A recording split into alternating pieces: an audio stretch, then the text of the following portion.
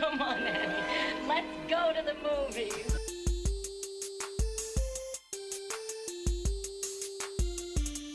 This is the Cinereelists, episode 732.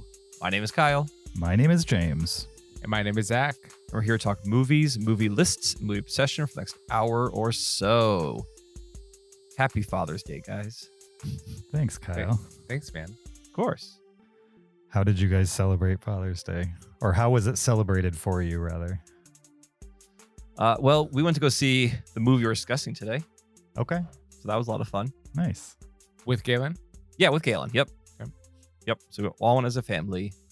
And then my wife made me ribs for dinner, which were really good. Nice. Awesome. Yeah. How about you, Zach? How did you celebrate the day? I started the morning by opening up cards and presents, which was super fun. Then we went to church. And then afterwards we had lunch.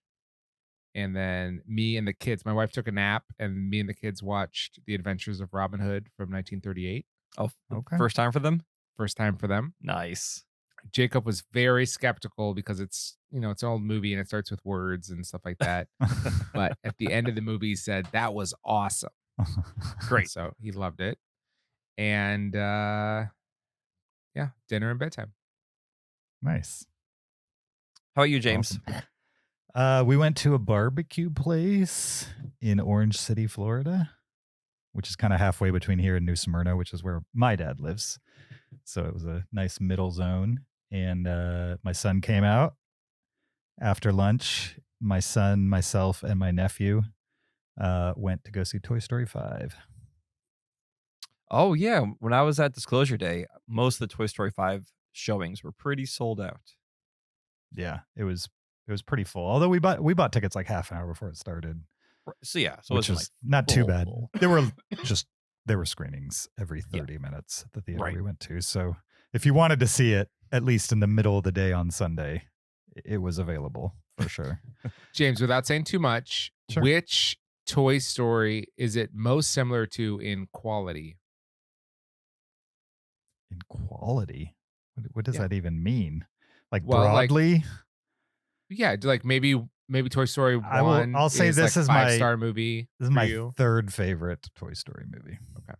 Okay, that didn't answer my question, but I'll take it. I mean, it kind of answers the question, right? Yeah. No, I guess I'm curious to know, what's your fourth favorite Toy Story movie? Toy Story 3. Okay, so this one's between 3 and I'm assuming 4. I'm guessing 1, 2. Three and 3 and 4 are Those are after. the least.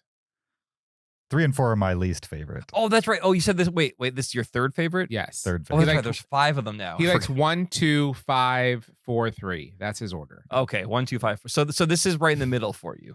1, 2, 5, 3, 4. Really? You like 3 better than 4? You hated Yeah. 3. I didn't hate 3. I don't understand people's reaction. I think it's extreme to number 3. I think it's fine, but it's not anything special, in my opinion. I understand why people are attached to the incinerator part. And I think when people point to that movie, that's what they're talking about. But they forget that there's a whole first 2/3 of that movie that is pretty annoying and kind of dumb, in my opinion. I think pretty annoying are some strong words to describe. I think Lots of hugging bear. the mob boss bear is dumb and annoying. The Barbie stuff, dumb and annoying. There's lots of dumb and annoying stuff in the first half for me. So you were rooting for the incinerator then. You're like, finally, we're going to end this movie. Just because I am a man of mercy and I thought those poor toys should be put out of their misery. No, I mean, even my criticisms of the first 2/3, calling it dumb and annoying, it was fine. It wasn't that dumb and annoying. It's just people freak out and say it was like better than the first movie. And it's like, come on, what are we talking about here? If First movie's flawless from beginning to end. Well, yeah, agree there. If 3 is dumb and annoying, then what's 4? What are the adjectives for 4? Pointless. I do think pointless is a good word for 4. It's a well done pointless. Yeah. Why is it pointless? It's a very well done pointless movie. I just not sure it added much to the Toy Story story. You know, it's about identity crisis, right? Like Right. Woody and to some extent the other toys, they don't know what to do with themselves because nobody will play with them. Okay. Right. And like 1, 2, 3 is the Andy trilogy. Right. And 4 is like a Woody movie, basically. It's like Force Awakens. Exactly. Yeah.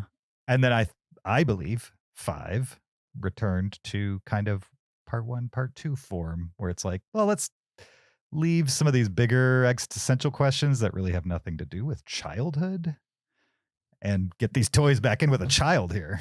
I mean, I would say 1 has some existential questions, though. Like Woody definitely has jealousy and the feeling of being replaced. And I'm fine with existential questions. There's some of those in 5 for sure. Sure. But also like how it relates to childhood, I think is the perfect mix for me when it comes to walking, talking toys.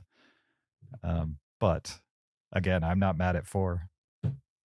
It's just not as good as the first 2 and now the 5th, in my opinion. I mean, as a 5 series of movies, there's probably not many that can really compare because I don't think any of them are bad, quote unquote bad. Yeah.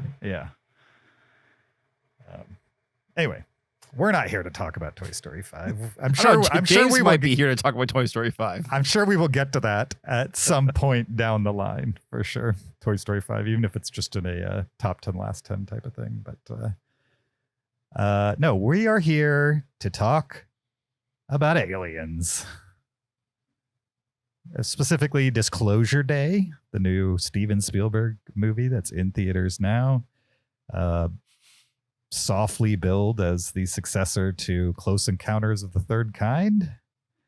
And also a little retro review of the 1997 film Contact, which 2 out of 3 of the people on this podcast really love, I would say. And so we're going to revisit that one as well. You guys ready to jump into it? Did anybody have a check-in, or are we ready to just go? Can I make a suggestion? Sure. For the Patreon today? Mm-hmm. How about our topic is, do you believe in aliens? Sure. That's a great idea. Yeah. Okay. Sounds good. So yeah, if you're a Patreon, look forward to that. If you're not a Patreon, get lost. I guess you'll never know. Get Patreon, I think is the answer. Okay, get Patreoning.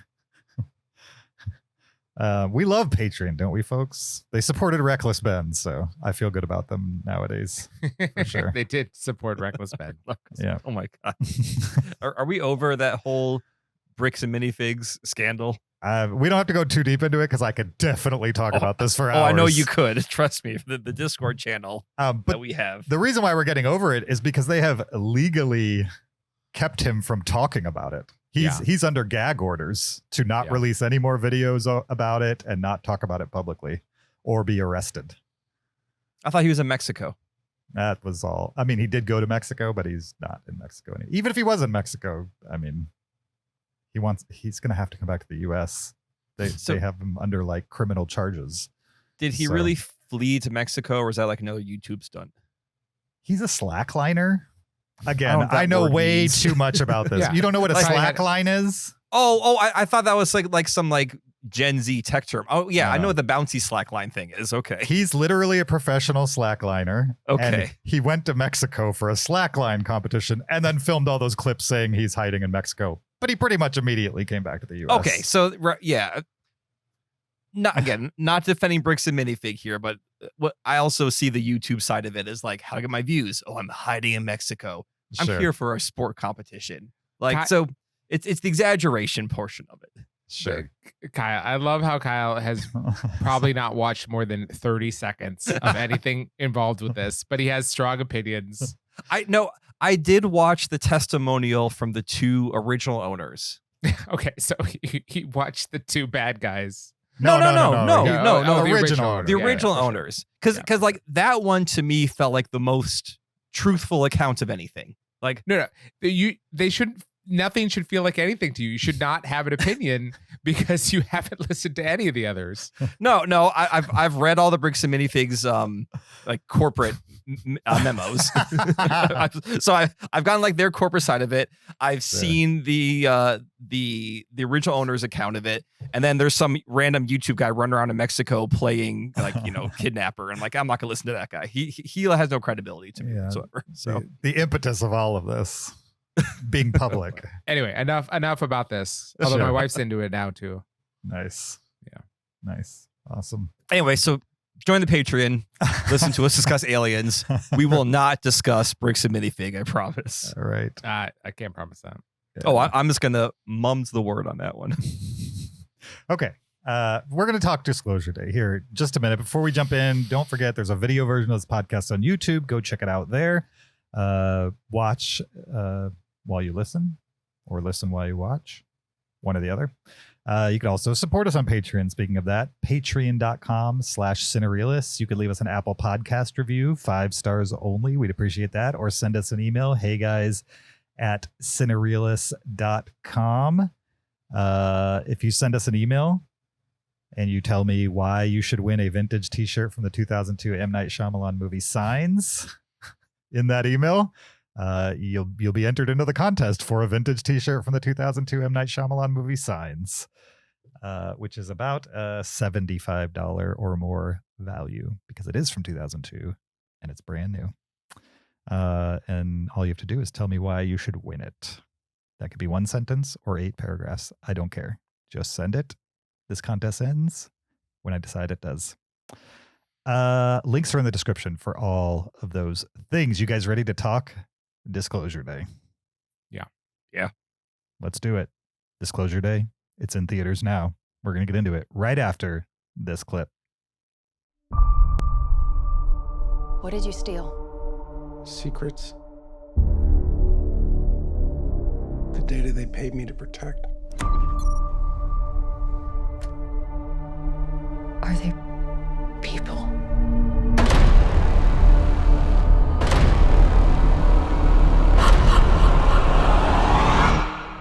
No.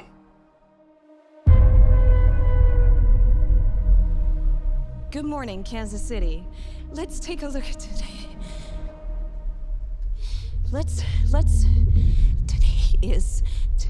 Today's. Do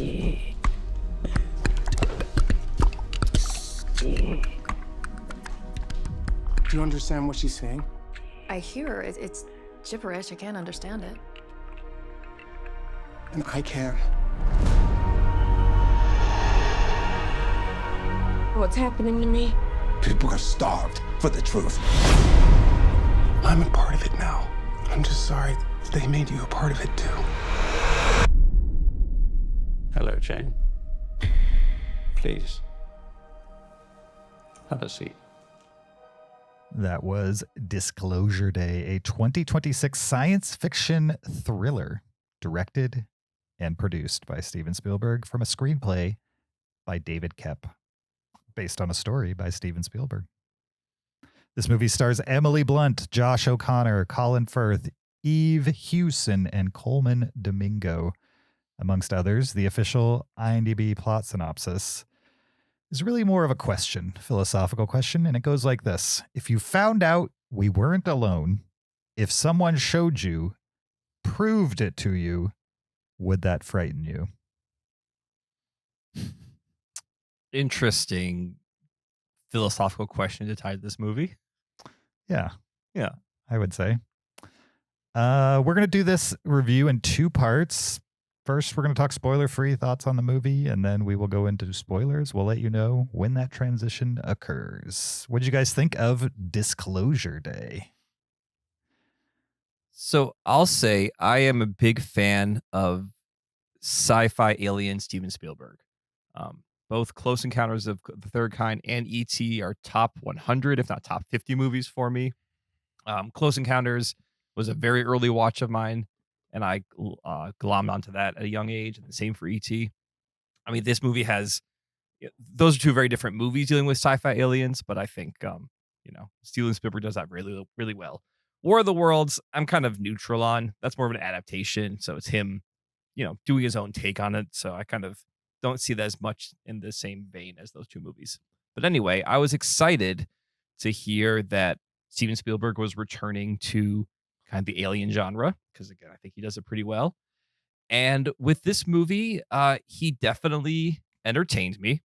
I'm going to talk about the things I liked first, because I do kind of have one big gripe about it.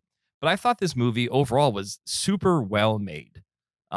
There are multiple shots in this movie where I was just like, wow, like this is really cool camera work that he's doing.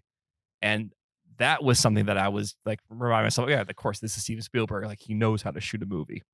Like, do you guys remember the one moment where Josh O'Connor's character, he's like outside the farmhouse behind a fence, a bunch of like agents have shown up, and it's kind of like this wonder of him like running along the fence, and the camera like follows him. The camera goes through the fence, around the car, into the car. And I was like, oh, this is like really kinetic, awesome filmmaking. I'm really enjoying right now. Or like there would be these cool overhead shots. Mm-hmm. So definitely visually, I was really engaged with this movie, and I thought this movie had interesting ideas of sort of the intersection of faith versus, I don't want to say science, but yeah, how can you reconcile like faith with understanding of the natural world at the same time, which is something that we can discuss in our later review. Mm-hmm. But what this movie lacked from me that I expect when I see a Spielberg sci-fi movie like E.T. or Close Encounters is that sense of wonder. And at no point did this movie have like, a scene like E.T. and the glowing finger with Elliot, or the incredible ending of Close Encounters of a Third Kind at Devil's Tower with like the ship communicating through music. Like this movie was an idea movie, and it was an idea movie about like what happens if there are aliens and if people learn about it. But at no point did I get like it didn't come together to like a big whoa moment that I think other Spielberg movies of the alien genre do so well. So although I was entertained and enjoying it, I thought the acting was great. Everyone was doing a great job not showing their normal accents for the most part. So good on them on that. But I at no point was there was no one moment I was like, oh wow, this is, like Spielberg and John Williams came together to deliver this big emotional impact moment, or this moment of wonder that I've seen from in the past. Okay. All right. James, what did you think? I think overall, that Spielberg guy, he can make a movie, Yeah. Even if the movie's not particularly what I was looking for, it's still very well crafted, and I can see how some people will like this. I think it's a specific movie for a specific Spielberg fan, and that being one that really likes Close Encounters of the Third Kind. You know what I mean? Like it felt very, it makes sense why people were saying that before I saw the movie. I saw people saying it's very much of that vibe. And Close Encounters of the Third Kind, I like that movie. I definitely came to it, well after it was a popular movie. And I watched it with the lens of like, I'm watching an old Spielberg movie. This is one of the bricks that were laid before he made the movies that I am personally attached to.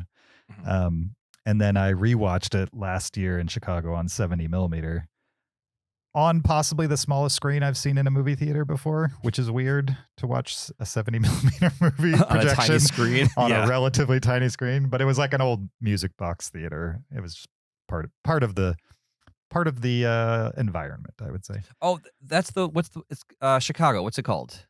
I forget the name of the theater. It's something like the Music Box or the Chess Box or the. It may be the Music Box. It might be called the Music Box. Yeah, and they're known for, they have lots of 70 millimeter rotations going through. Yeah, it was great. I'm waiting to see. Yeah, the vibe was awesome. They had like an organ player before the movie.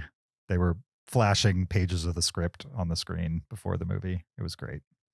But I probably should watch a 70 millimeter projection on like a decent size screen. Otherwise, it feels kind of pointless. Anyway, regardless, I liked it more the second time I saw it. And maybe that's just how these kind of like older, slow burn more philosophical, allegorical type. Well, maybe it's not allegorical, but whatever. These types of Spielberg movies come, even if they are 40 years separated from each other. Disclosure Day certainly has more action than Close Encounters does. But I feel like the bones are pretty similar. The difference being that I felt Close Encounters had a lot of buildup and a pretty good payoff. And this one has some pretty good buildup and not much payoff for me. So he kind of flipped the script in that way. Personally, I prefer more payoff at the end if we have to kind of be that formula than up front. But that's what it was. So on a Spielberg scale, I thought it was interesting, but kind of middling for his whole filmography. And I wasn't necessarily disappointed in it, but it felt like there was a lot left on the table there by the time the credits rolled. And I don't know what would have made it better, nor would I suggest to a master filmmaker like Spielberg that he could do this or that. Who am I kidding? I could suggest some things, but I'm not going to. But Steven, if you're listening, email heyguys@cinereelists.com. James got some thoughts for you. Yeah. So overall, I think I was unsatisfied with it, but I think it's a complete movie. I think it's probably exactly what he wanted, and it's okay if it's not my favorite of a director who's made some of my favorite movies of all time. So that's where I'm sitting. How about you, Zach? Okay, so I've always thought of Steven Spielberg as someone that has a couple of topics that he just loves ruminating on. Mm-hmm. One of them is like the Nazis and World War II, Mm-hmm. and one of them is aliens, right? Like he clearly has a lifelong fascination with aliens. And he's made a couple alien movies before, like Kyle mentioned. I think 3 probably is a decent number. But I did think of this as his alien movie. Like finally he was going to get to make a movie about aliens in the way that he wanted to, like Sure. That's kind of what I was expecting from this. And I definitely saw a lot of Steven Spielberg touches in this film. So it is a Steven Spielberg movie. I think that's unavoidable. There's several times I was like, oh yeah, that is Steven Spielberg like sensibility. And I like Steven Spielberg's sensibility. I like how he uses his actors. I like how he shoots his shots, I think he's really good at pacing and really good at storytelling visually and those kind of things. So there were things in this movie that were entertaining, like in a well-crafted story sense. Okay. Some of the acting I thought was really good and interesting. About half of what Emily Blunt was doing fell in that category. So like whenever she was like anyone else but besides herself, like when she was speaking in Korean or looking in someone's eyes and empathizing with them, I loved all of that stuff. Anytime she was just her normal character, maybe it was just Emily Blunt's American accent, but she was going Midwest with that accent for sure. It was very just her character was maybe because of the voice just seemed so, I don't know, inept is not the word, but like simple minded. I think maybe we're used to seeing her in movies where she's kind of like being serious, more sophisticated. Yeah. In this movie, she's like the bubbly weather girl who wants more. Yeah. You know what I mean? Yeah. Yeah. Go ahead. Anyways, Josh O'Connor, I like him. He's a good actor. He's a good guy. I want to see him more in movies for sure. Significant criticisms of the movie, though. I think there are several times in the film where it loses sight. It loses the forest for the trees, and it's going for something specific that's cool, and it forgets that it's not translating on screen in the way that he thinks it is. So, Kyle, you mentioned that moment with the really cool shot of him in the fence and like sneaking in the car and everything. Like he wanted that shot and that shot was cool. But what totally pulled me out of it is this guy is behind a very open wooden fence. Yes. Like 30 feet from 40 officers. And he is so exposed and visible and for minutes and no one sees him. And I just like, that's an unacceptable like risk and turn of event. Like I couldn't get past the fact that like, well, he's clearly visible to lots of people. Yeah. But I think what it was he knew what he wanted, and then the location wasn't exactly giving that to him because of how open and exposed he is. And rather than changing the location or shaping it or some way modifying it so it's more believable, it just was unbelievable to me seeing him not be exposed in such an open environment. You know what I mean? Mm-hmm. But he got the shot that he wanted. Like it was a Steven Spielberg-y shot. So I don't know. It was things like that. They were so hand wavy away when I was like, I don't buy it. I did find the ending to be not as satisfying as Close Encounters. Oh yeah. Here's the thing is Steven Spielberg clearly is super interested in aliens. He spent a lot of time thinking about aliens. Like a lot of things are important to him that he cares about that are not to me at all, right? And so he kind of has like a shorthand of like, this is important. Like things that automatically have gravitas to him don't to me. And so he thinks just presenting them carries with it a bunch of gravitas. Like, oh, we now know aliens exist and this will change everything kind of a thing. And that's just taken as a given in the movie. But I don't know if he like earned that in the actual movie. It just assumed that because I think he feels that way. And then my final criticism would be there was some really hokey dialogue in this film, mostly around religion. Anytime that came up, it was so forced and out of place and like abrupt and just I felt ham-fisted. All the religion stuff. We're gonna compare it to Contact, right? Which is a movie that I think does it so adeptly. And this one, like a character's like, oh wait, aliens are real? Oh no one's gonna believe in God. You know, they're gonna start worshiping the aliens. And like she says that within like 10 seconds. Like she has gone to like now everyone's gonna worship the aliens and no one's gonna worship God. And it was just like very hokey dialogue in my perspective.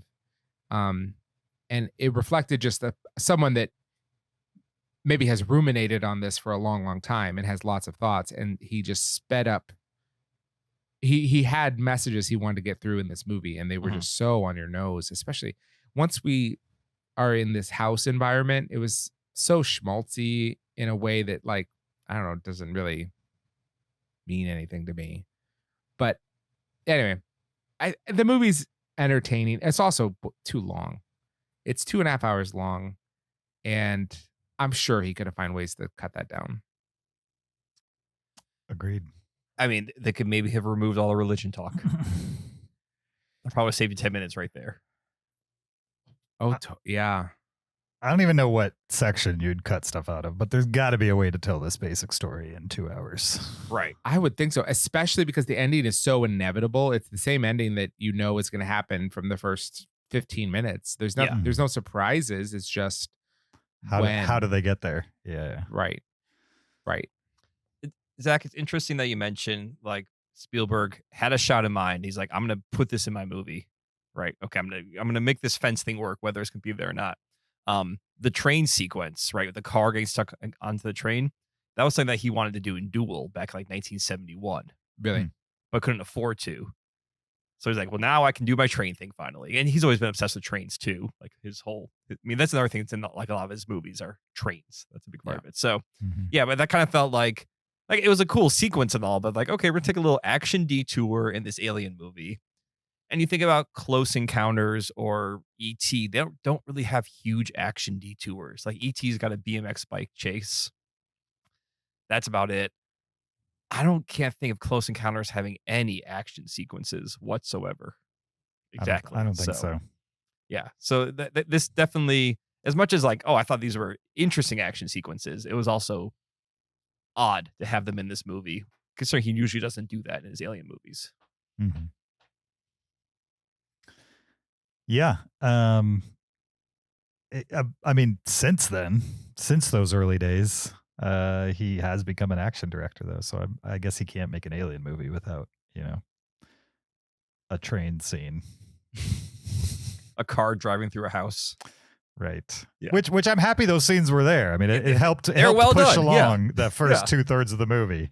If it was all standing around and talking and then we got that ending, I'd probably be less pleased with the movie than I am, and I'm not even that pleased with it. So I'm glad those were there, but they had really nothing to do with what the movie was trying to say, bigger picture. They're just reasons to justify a June release, I would say. Yeah. For this rather than a late December release or something like that. This isn't a specific issue with this movie, but it's more just like any of these shadow conspiracy organizations. Mm-hmm. They always have like the largest staff you can think of. Mm-hmm. And it's like if you're an organization holding these closely guarded secrets that you think are so dangerous to the world and so profitable to you that you can't get them out there, why do you have like 100 mercenaries on staff and then like a room full of screens with tons of analysts? Like, it just seems like it's a way too big of an operation. Way too many people have access to this information to also, because like, I mean, some of these people are just like you and me, like they go to work, blah, blah, blah, they go home. Hey, what'd you do today? Oh, nothing. Right. Yeah. They didn't learn about aliens or anything. Plus, it has a director, right? Yeah. There's only one person in charge. Like, there's one guy, and he's the guy in charge. There's no hierarchy or council, or there's one guy. Yeah. There's no board. Yep. And he's also the guy that does everything. Mm-hmm. He shows up. You're right. Right. Like, he's the special agent. Like, and you know what I mean? He's also the director. It's just Colin Firth doing every role in this organization that, like, is so secret, not even presidents can know about it anymore. But all the military leaders like know about it and like do, confer and do things that he says. Like, so why do they do that if they don't know? And if they do know, how many people know? Well, and they even say a problem with presidents, they become civilians after 8 years. Everyone who works there is a civilian. Like, it's not a military organization. Like, it's this, it's a private company. I feel like, not this movie had to be longer, there must have been some backstory or something with Colin Firth's character, like besides dead wife. Well, him and Coleman Domingo, they clearly knew each other and had been at odds. Well, I got the don't impression really go into it. I got the impression that Coleman Domingo worked at the company, because remember they said 12 people didn't show up to work today. Yeah, and Coleman, I think those were like all these defectors. Gotcha. So within the context of the timeline of the movie, that actually happened. We just didn't see it. They just said it. Yeah. Right. Yeah. I mean, we know that there is an event happens. That's, I think, spoilery. An event happens that turns Coleman Domingo to say, "Oh, hey, this is wrong what we're doing." Sure. And then he defects. But like, that's all. I don't think that's spoiler, because by the time you see Coleman Domingo, he's clearly opposed to. No, I don't think that's. I think the event that turns him is spoilery. I'm leave that out. But now that I'm thinking about it, you guys are gonna have to tell me in spoilers. His whole part with the house and everything, you're gonna have to remind me why that mattered at all, because the climax of the film, does that require the house at all? Not really. In any capacity. What did the house do? The house was there. The house is there to unlock a memory. Why? To make a comfortable setting. It's the whole But why? She didn't need that memory at all to do what she did at the end. What did the memory do? Maybe the memory was more in service of the audience than it was for the characters.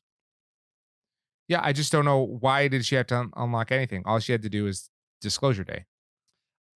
I feel like her remembering her past brought her to the point of, okay, now I know why I need to disclose and see this all the way through. And I think I know, like, describing what that memory is and how it plays into the end is definitely a spoiler. Yeah, we can't describe the memory. We can talk about that. Yeah, later. But it's hard to justify it non-spoilers. All right, save that one. Yeah. We'll discuss that. Yep. But yeah, there were several things in the movie that just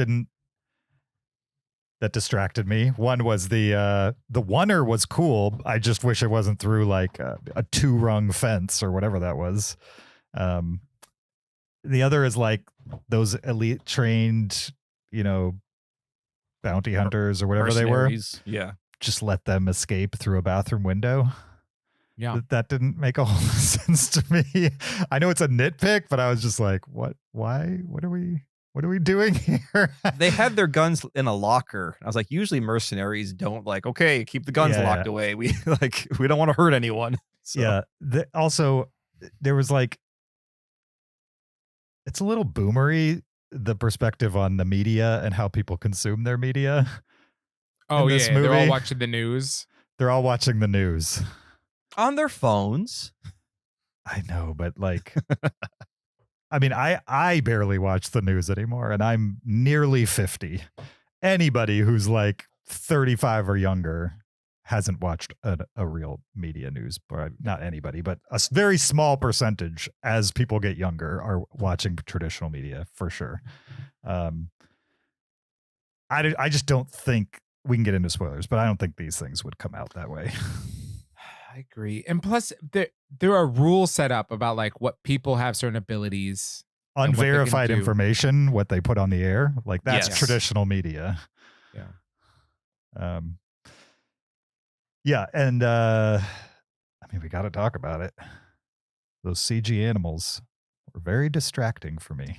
I do not. I find CG animals in general, like it's hard to make fur. It's hard to make natural movement, even in 2026. It is, but like, have you seen Life of Pi? It is possible. You'll have to bankrupt. It's been a long time since I saw Life of Pi. You'll have to bankrupt the effects teams that are doing it to make it look as good as Life of Pi does. But like, we can't get a realistic looking cardinal, or just get a cardinal. Just get a real cardinal. Yeah, you could absolutely get a real cardinal. Just get a real cardinal to fly in. You could train a cardinal in a week to fly in on to a table. I think you could train to fly.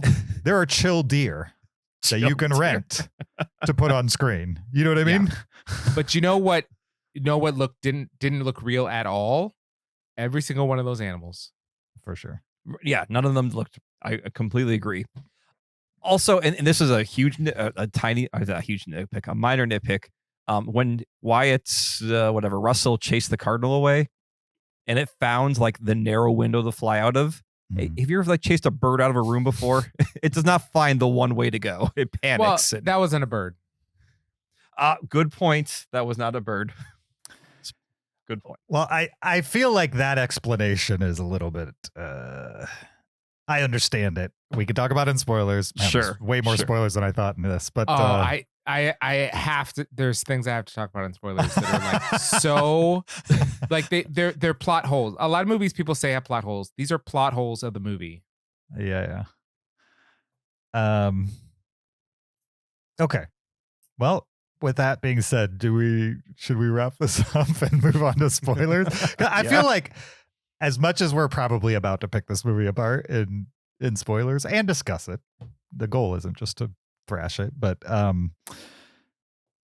what was I saying? I feel like I was still a good movie. I was still entertained. Yeah, I agree. I mean, there are bad movies that present as good, and maybe this is one of those, and there are bad movies that just are bad, and that's not this. You know what I mean? I think it's watchable. I think I'm curious to know what Galen thought about it, to be honest, because if I was Galen, there'd be whole stretches of this movie that I've just, when I was his age, would not have interested me one bit. Sure.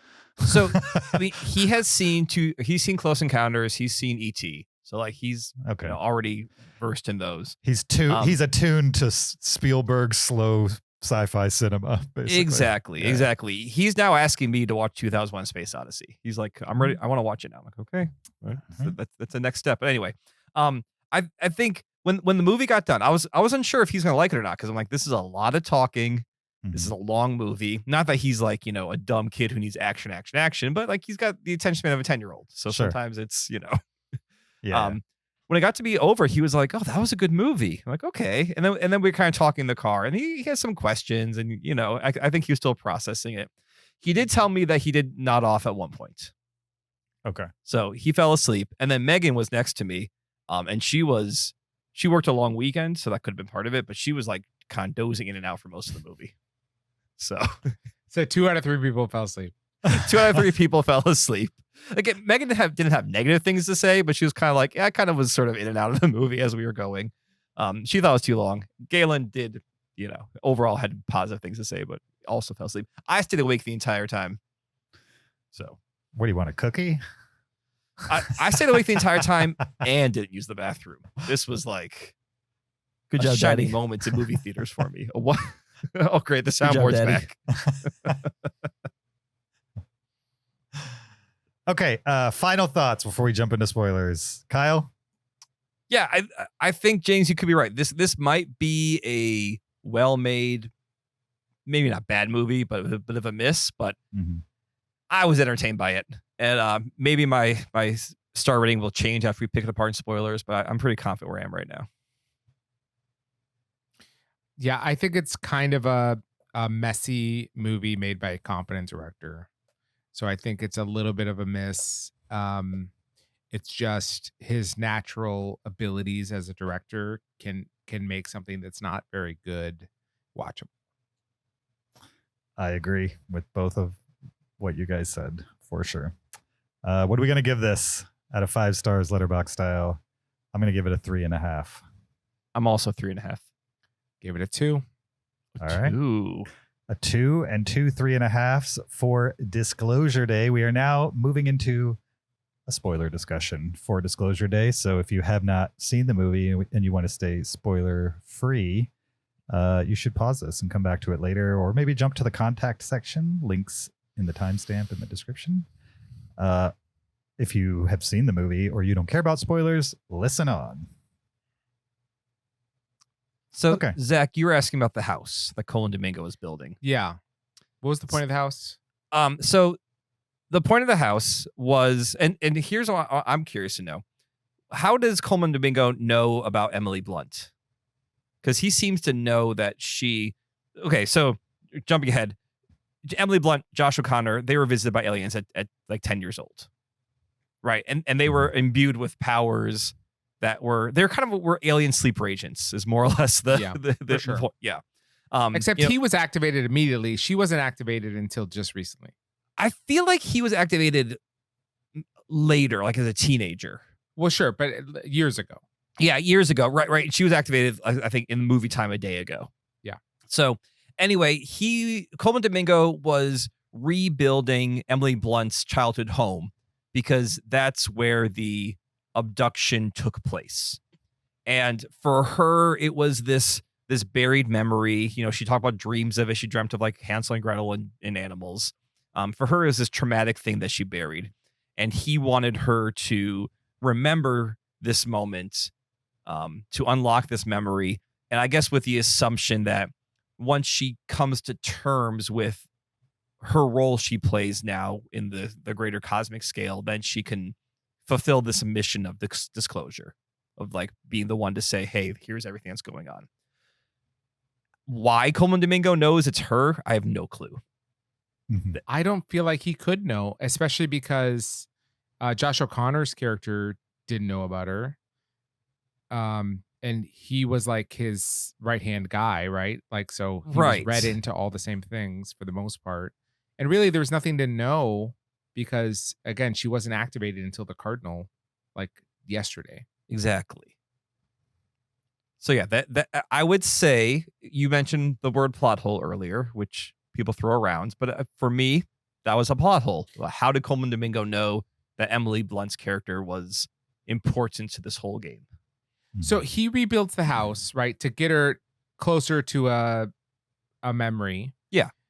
The memory being what happened, like that she was abducted. The memory being the abduction. Exactly. That itself. Yeah. And why does Coleman Domingo want her to remember the abduction? Again, I think it was because it was clarity for her, right? Throughout the movie, she's like, I don't know why I can understand other people. I don't know why I can look in people's eyes and see their feelings and communicate with them. And then once she has this memory, it's like her Neo moment. I am the one, right? She realizes, oh, I'm important. I have this role to play. And at that point, now she can, like make the house invisible, and she can kind of walk through crowd. Like she controls the power at that point. Why does any of that matter? I don't know.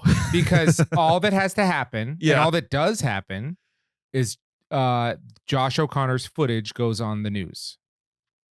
Yeah, right. Because they say, like, Josh O'Connor, you were given the voice of the aliens to understand them. Emily Blunt, you were given empathy of people to understand people. Yep. And when your powers combine, we make a news broadcast together. Unnecessary. Yep. Josh, they have an alien. They have a living alien. Yep. Josh O'Connor can speak alien.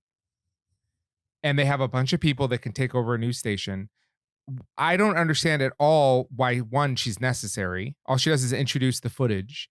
Two, even if she is necessary, she doesn't have to, like, you don't have to rebuild her house so she remembers she was abducted in order to tell the news. Like, show her the footage that Josh O'Connor shows his girlfriend. Like, I don't understand why she's necessary at all. Mm-hmm. Like, all she does is present the footage, and the footage is the compelling thing that people care about. And she repeats what Josh O'Connor told her the alien said. Mhm. Correct. Yes. So Josh O'Connor is the only important one in this situation. Yeah. And they play it up like, oh, she's a newscaster, so she's important. But She's not even an anchor. Right. She's not Walter Cronkite. Like, she's the weather girl at the weather person, woman at a local affiliate. Yeah. You need to convince a news team to, like, go on the air and present this footage. Bring in your alien, like they did, and say, like, hey, here's an alien. Let's do a news story about this with your real anchor. I don't think they're going to put up a fight. Yeah. So, again, can anyone make an argument for why Emily Blunt mattered at all? James, I'm at a loss now that Zach, like, actually points out the gaping hole in front of me. I can't explain it. I don't know. I thought she was like an easy person to like. Whereas the character played by Joshua, whatever his name is, was more just kind of like an aloof, scraggly dude. You know what I mean? That's hard. Sure. That's hard to actually believe is legitimate. Again, you guys mentioned she's not Walter Cronkite, and that makes sense. But also, she's not, to the people that would normally be watching her broadcast, she's not unfamiliar. Well, why don't they just have the normal anchors do it? They've also, like, a day before or a couple days before, saw her have that weird freak out on live TV. Sure. And people But were why don't they already- She's already kind of famous for that. Why don't they just have the normal anchors present the news that aliens exist? That people like and are charismatic and are good at this? Sure. It's a good question. I think as far as the movie's concerned, they didn't do that because she kind of had, like, a little bit of a mind control on everybody. Yeah. Not direct, like she's controlling their minds, but she's just saying all the things that make them all trust her saying that she's the one that has to do this. Right. So I think the movie explains why she was the one to be able to do that. I'm not sure it explains why she's the one that needs to do that. Short of the public knows her, the people that traditionally watch this. But they also know the main newscasters too. Only Kansas City knows the greater her. Kansas City metro That's what I'm area saying. knows Like, her. the people They know that it's- normally watch this. This broadcast. So that's not a good answer to your question. I'm not sure there is one other than yes, that's a flaw of the movie. As best I can tell anyway. Thinking in, like, Spielberg terms, and again, thinking back to Close Encounters, right? She seemed to be like maybe the Richard Dreyfuss plug-in for this movie of, like, here's the obsessive person, right? She has her moment with the Cardinal. And at this point, she's driven to see it through, right? Richard Dreyfuss takes it to, I feel, much more extremes where, he, like, leaves his family and kind of just abandons his life.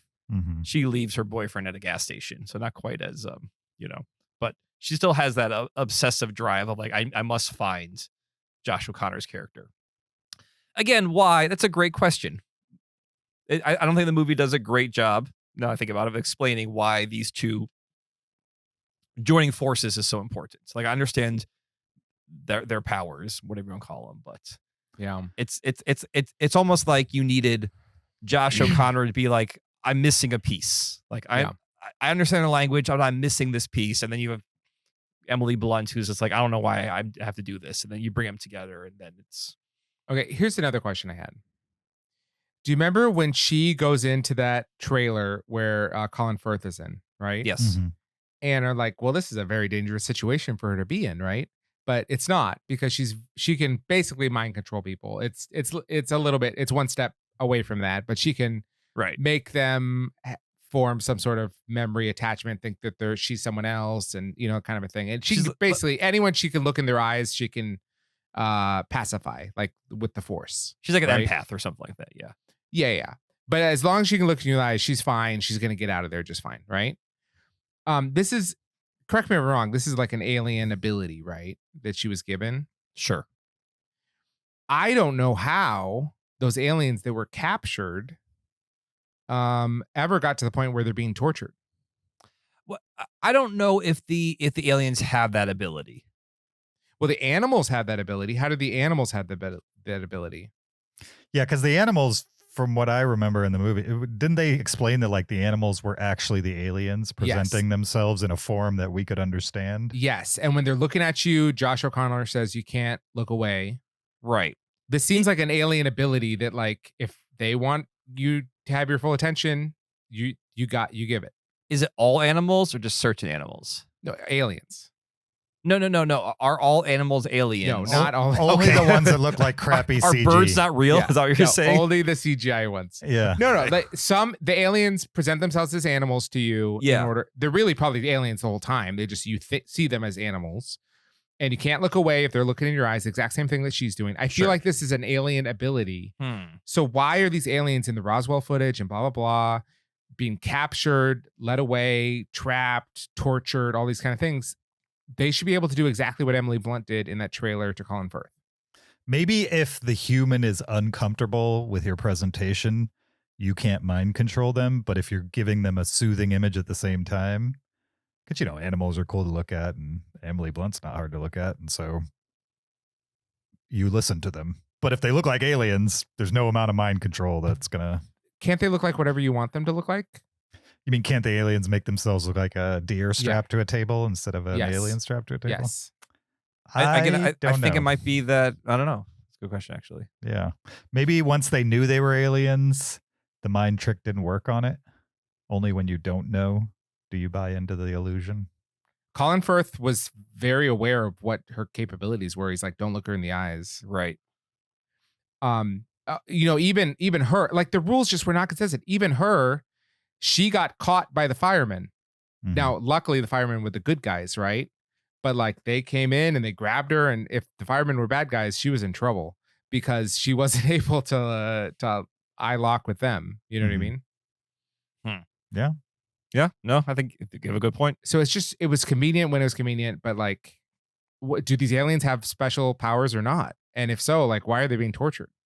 Mm-hmm. Yeah. Yeah, I mean, I wish there was more of an explanation for that. I didn't clock it at the moment. I'm not saying it's not a problem, but I definitely didn't clock it in the moment, which is Well, I just, for me, it's like, she can get out of any situation. We saw she goes right into the heart of the beast. She goes to Colin Firth's trailer and she can get out. And I was like, okay, this is great. Like, we don't have to worry about her walking into a situation unless maybe someone's blindfolded or something. Mm-hmm. But we do. Mm-hmm. In case the rules turn off, we do. Yeah. Yeah. What if Colin Firth was blind? That would have been a great foil. Yeah. No one put on. Oh, also, you can't grab the device, right? You need to be wearing gloves. We see that. I mean, it's right. Your skin can't touch it. Yeah. So what happens if you do grab it with your hands? Well, no, you turn invisible for 5 seconds and then you're fine. We see Josh O'Connor hold it. Yeah. But he never. Oh, does he have a glove on? At that first, he does. On. You're right. Good point. Okay. But remember the second in command, he grabbed. He's like, "Oh, I'll get it." It fell to the ground after Colin Firth had used it or whatever. He became invisible. He became invisible for like 5 seconds, and then he showed up on the floor. And later in the movie, he's just fine. He's doing. So what's the big deal? Well, so Saruman found him. That's the problem. No, that's right. He didn't. at first you think, oh, he dematerialized, like he got like deleted. he just was gone. Yes, exactly. But then he like rematerializes 5 seconds later on the floor, and he's an active character later on in the movie. So like what literally happened to him is wrong. Yeah. And it's Sauron. To correct myself. It's just sloppier than I expect from a Spielberg movie. Yeah, no, I mean, I think these are, I'm going to admit, because I was engaged with the movie for the most part, right? These were things I wasn't, maybe I was noticing like, oh, he disappeared, but then it moved on. So I didn't ruminate on these things. Obviously you did, because you're bringing them up. Well, it's 2.5 hours long. I had a lot of time to think about. You try taking a nap? That could have really helped you. Maybe you enjoyed it more. But yeah, I would say for whatever reason, for the most part, these were things that, and in the moment, and again, I think because Spielberg has this ability as a filmmaker, where even in his greatest movies, he has things that don't make sense. Like if you really think about a couple of parts of his movies, like, that doesn't really work. But because he's such a great filmmaker, you're kind of ignoring that in the moment. I'm not saying that this movie's up there with like Jurassic Park and his great movies, but I do think he has that ability to play a little fast and loose with the rules in his movies. But because he's so good at what he does, for the most part, if you're engaged in it because of all the other things happening, you're not picking up all these little things. For whatever reason, Zach, which is totally fine. His trick didn't work on you. I don't feel like these are little things, to be honest. They're like, she's the main character. What's her point? Yeah. Okay. Like, because the whole movie we know he's gonna show the footage to the world, right? Right. And at one point he's like, maybe I should just put it on the internet. And I was like, well, why not? Like, what are you waiting? Like, what are you waiting for? Like, what? If this is so important for everybody to know, that would be the way to do it. Is something been gained to the way you actually did it that like wouldn't have been gained by just putting it on Reddit? Keep in mind, his organization has a living alien. That's a good point. Yeah. Yeah. Yeah. There's something about like they have to present it the right way for people to believe it. That seems to be their mission. Let's talk about that too. This footage that they show at the end, to me, it felt like the same footage that has been debunked over and over and over again. You know what I mean? Or like the typical depiction of these things. Yeah. That people have already rejected. So basic. For the most part. Like, who cares about Roswell? Even like the alien design, like the Grey's design, it followed kind of the model of what we laughingly consider aliens. Yeah. Right. Yeah. Yeah. The Grey, the little green men thing. Remember Alien Autopsy? Right. Yeah, that kind of thing. Totally. The board game? It looked that the footage in the movie looked like that footage. And so the idea that people aren't going to reject that when we've already rejected footage that looks like that, it didn't make a whole lot of sense to me. It felt like maybe there should have been some like variation on the design. I feel like maybe Spielberg was just saying like all that stuff's actually real and we should like consider it possibly to be real, even if it's debunked. Yeah, I don't know what he was saying with that, but I think he was using like the idea of Roswell and like the gray alien.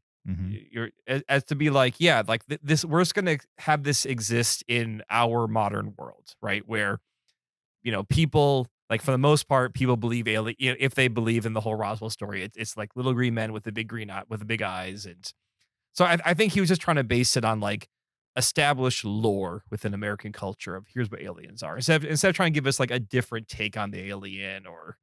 But in this world, then in the world of the movie, we haven't seen that footage before because it looked like footage we've already seen that's already been debunked.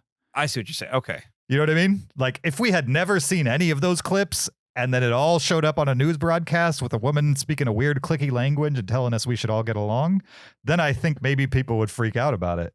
But it looked exactly like footage that's been debunked over the last 40 years here and there by every other History Channel show. You know what I mean? That it just confused me as to why that was the breaking point for the world. Short of a legitimate news station presenting it as true. Right. Yeah. Just bring on the living alien that's in the studio with you. There you go. Yeah, I might believe that. that is your disclosure right there. So, again, didn't take me out of it, but when I left the theater, I was like, it bothered me that was the choice to present the alien exactly as the alien looks that we've all agreed is our happy version of aliens existing on the planet already. You know what I mean? Or maybe not happy, but this is like the accepted stereotypical version of what aliens look like for the most part. And all the autopsy footage, all that's just looks exactly like all the grainy footage that conspiracy theorists have, trumpeted for as long as I've been alive. I'm going to play devil's advocate, though, James. Mm-hmm. If he had done a different alien design, wouldn't also people have been like, oh, he chose that for like, I don't think he could have won.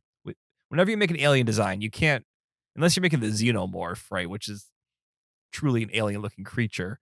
It's really hard to design an alien and make people happy. So I think so often it's just like, fine, just go with people. Go with people. No, go with the little green gray alien thing and move on from there. Yeah, I mean, I don't necessarily disagree. I think back to Close Encounters, those alien designs looked traditional as well, but yet I didn't feel that same pull. And it's probably because there was an alien amongst the people who were now believing. You know what I mean? Like I said, I think the footage that people were watching at home, the archival footage that was being broadcast by the news station, that would not convince anybody. The actual alien in the studio, like Zach was saying, that's convincing. Are they short, I'm definitely or are they tall, entering though? I don't believe it until I see it phase of my life for sure. Yeah. And so I think most people are in that world too when it comes to this topic, at least. Zach, you said that they're short, but that one was tall. That was in the studio. He was really tall, but the other aliens were really short, right? They were like halflings. Exactly. So I was like, well, which one is it? Yeah, a little confusing. Yeah. Yeah. I'm still bothered by that fence scene. Really? I mean, like, he's got his back to the fence, like he's hiding behind the fence, and it's like the most open fence ever. Yeah. I'm going to agree. When he first was like sneaking up on them, I'm like, oh, someone just has to look over their shoulder. Like they're like, he steps on a twig and someone looks behind. Like there's nothing to hide behind. But again, for me, Spielberg then like turned on that filmmaking charm of moving the camera. I was like, okay, this is a cool action shot with the camera going between the fence. Even if, yes, it's maybe like sneaking up behind them, still in their car was not a great plan. That he crashed multiple times into large trees.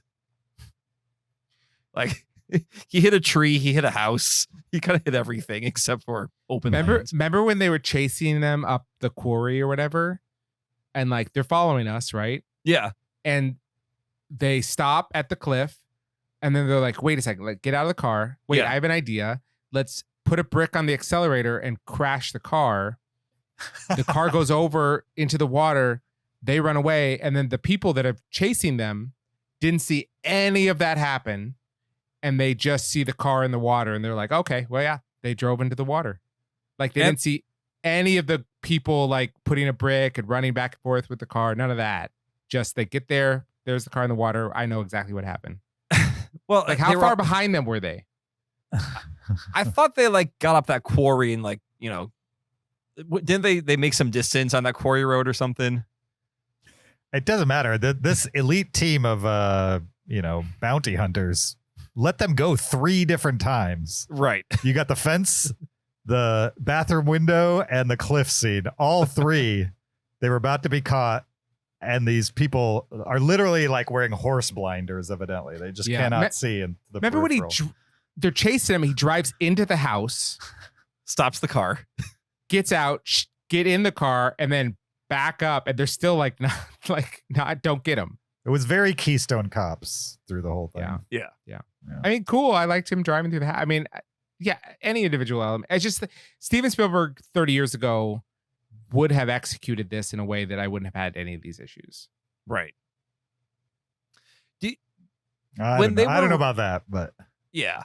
But when they were running at the invisible house, was that supposed to be comical or was it just presented in a weird way. How they're like crashing like windows and like falling through the door. I think it was supposed to be funny. Okay, all right. I wasn't sure if this is supposed to be funny or if it just looks funny. So if I'm fully aware that they're visible right now because I see their heat signatures, on my little thing, and I see a floating light, and I have 40 people with guns.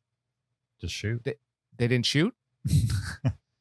Yeah, they almost seemed like they didn't want to kill anyone. I'm not sure that's true. I think they wanted to capture them. Yeah, Why? but the why is a great question, right? It's never the two people that were touched by aliens. I don't think they want to kill those people. They want to not let them get the information out. But I think they probably would want to study them before killing them. Perhaps they already know a lot about aliens. They have actual aliens. I mean, like, but they don't know about humans who can empath their way into anything. It's true, but how important is it to them that this information doesn't get out? Are they willing to kill over it? That was another thing. I couldn't tell the line here and there. Also, the Colin Firth character, he was weird, right? Yeah. It was just weird. There wasn't enough backstory to him to explain why he was just a weird dude. You almost need like a third person who had an encounter, and he was the third. Yeah, something like that. But he went dark with it for whatever reason, or... Yeah, I don't know. I was just like, this guy's giving me weird vibes, and they never really go through with why he is that way. He kind of seemed like he was getting off on like being in somebody else's, existence when they would do the whole like totem thing in the hand. Yeah. Not that I needed them to go into that, but it was just he's just a weird guy. Yeah. The voice thing was definitely a choice. Yeah. And the look too. That's the King's Speech guy. He looks normal. He didn't look normal in this movie. Right. I don't know. It was hard to explain why that choice was made. I know. Yeah. He's like the head of this organization and also Nicolas Cage in Face Off. Yeah. Yeah. And then last, it's just all the religion stuff was so corny and ham-fisted, I thought. Like, yeah. We can maybe discuss this more in contact, or maybe we could do this in Patreon. I don't get too theological, but Zach, you don't think for the majority of religious people, not just Christians, I'm going to say religious people in the world, the presence of aliens would be hard to justify with their religious belief of humanity and its creation and its place in the universe? I don't really think so, no, to be honest. I mean, you have, okay, I'm going to dive into American Christianity. You've got, American Christians who believe that the earth was created 4,000 years ago for the purpose of humans.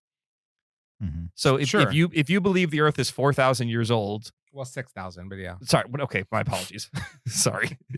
If you believe the earth is only a few thousand years old and its sole purpose was for the creation of humans, and this whole universe is ours because a deity, a divine being created it for us.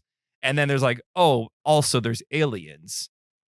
Would that not be a shake? I mean, again, not for yourself personally, but like, can you imagine someone being like, oh, this is going to shake my faith of what I believe, what I thought was to be true my whole life? So two things on that. First is I don't know what those people would say. I would think that they'd be very quick to be comfortable with the fact that like everything I believe is true. Plus, there's aliens now. Like now that we know there's aliens, then add that to the mix. You know what I mean? I knew there were angels before. I knew there were animals before. I knew there were stars before. So now I know there's aliens. You know what I mean? None of that would change their belief about any of that stuff. That's what I think would happen. The second thing is that is not even the question or the assertion that the movie is putting forward. It's not saying it would shake people's belief in God. What it is saying is that they would think that God doesn't exist and these aliens are God. Mm-hmm. Like that's what the movie suggests is like people will instantly be like, well, they won't believe in God anymore because these aliens are God. And then they'll worship the aliens. That's the assertion that the movie is making. And that one I think is not the conversation that we have. Yeah. All right. So I think I see your second point. To your first point, I don't see a lot of people being as open-minded through personal experience of the world as you maybe you're more positive on the world, but I see a lot more closed-mindedness, and people want to be like, oh, there's God and aliens. I don't see that happening, just based on my observation of people over 40 something years of life. Well, I think, especially if you think the Earth is 6,000 years old, it's a very Earth-centric concept. Yes. Like you're thinking about Earth. Like, how was life on Earth created? Like, how did humans come to be? What are humans' role in Earth? Like, you're not so much thinking about Alpha Centauri. Well, I mean, so that's what the nun said, right? You know, because Eve Hewson calls her up and says, oh, Genesis, blah, blah, blah, blah, says this. And then the nun's like, oh, on Earth. But I feel like that nun was being rather progressive. So the case, like, I don't imagine most, religious leaders being like, no. Technically, the Bible's just about Earth, not everything else. Like, well, yeah. They got us on technicality here, guys.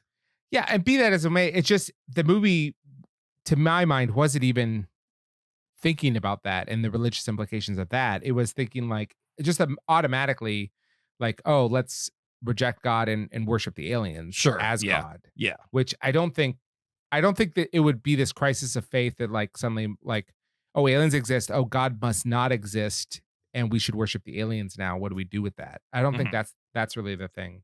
And then the way that it presented it was like, remember when she's in the house and the people that were like trying to like free her or that created the house, or whatever. Yeah, you almost got the sense that they're like a little like cult, and they started like trying to bow down to her or whatever. One woman did. Yeah, one woman was like did the sign of the cross, and which I was like, okay, that's very Christianity, the cross, not just that's what I don't get. Like it was so underdeveloped, but essentially what was happening in that moment is by her doing the sign of the cross was so muddled, because that's her saying like, I'm worshiping you, but as like the God that I've always believed in. Right. Like, are you Jesus? Exactly. Which is like not at all what a religious person would then jump to. I don't think. Yeah. But that was seen as like the default reaction. It's like, no. Like maybe people would worship them like, like there'd be a new religion around the aliens. There's tons of cults right now about aliens. Right. But it's not like the Christians are now worshiping the aliens as Jesus Christ. Yeah, correct. There's no implication that the aliens are Jesus in this movie. I feel like more likely from religious people, and there are so many religions and so many variations of each of those religions. So the idea that we would all respond one way or another, exactly, en masse is also kind of crazy. Right, that's correct. But I feel like with the Christians I know, the Christianity I believe in and surround myself with, you would have two camps. You would have the camp that would probably walk away and be like, well, I guess there is no God. And then you would also have the camp that's like, yeah, God created the alien too. So what? You know what I mean? Right. I think you'd have those two camps. I think probably the God created the alien too would be the much larger camp. I don't see too many people, again, in my world, that would be like, yes, the alien is God now. Right. This is just the fourth leg of the Trinity. You know what I mean? It's just not. Yeah. To me, the first couple of passages of the Bible and Genesis do a lot of heavy lifting. Like God created the heavens and the earth. Are we talking about specifically heaven, or are we talking about the stars in the sky and whatever else it contains? Exactly. You know what I mean? Yeah. And so, yeah, from like a religious standpoint, if it became clearly obvious that aliens existed, it wouldn't really mess with the perception of my faith at all. I don't think it would mess with very many people's. I think they would just be like, oh, he created elephants, and now we've learned he created aliens. It's the same reason why when people talk about the Big Bang, when I get into religious discussions with them, and they're like, you don't really believe God created heavens and the earth in 7 days. I'm like, I mean, could he have done the Big Bang? Sure. You know what I mean? Is my perception of 7 days different than an entity that created the entirety of the universe? Probably. Right. You know what I mean? No, Has the Bible been translated and retranslated so people can actually understand it? Yes. You know what I mean?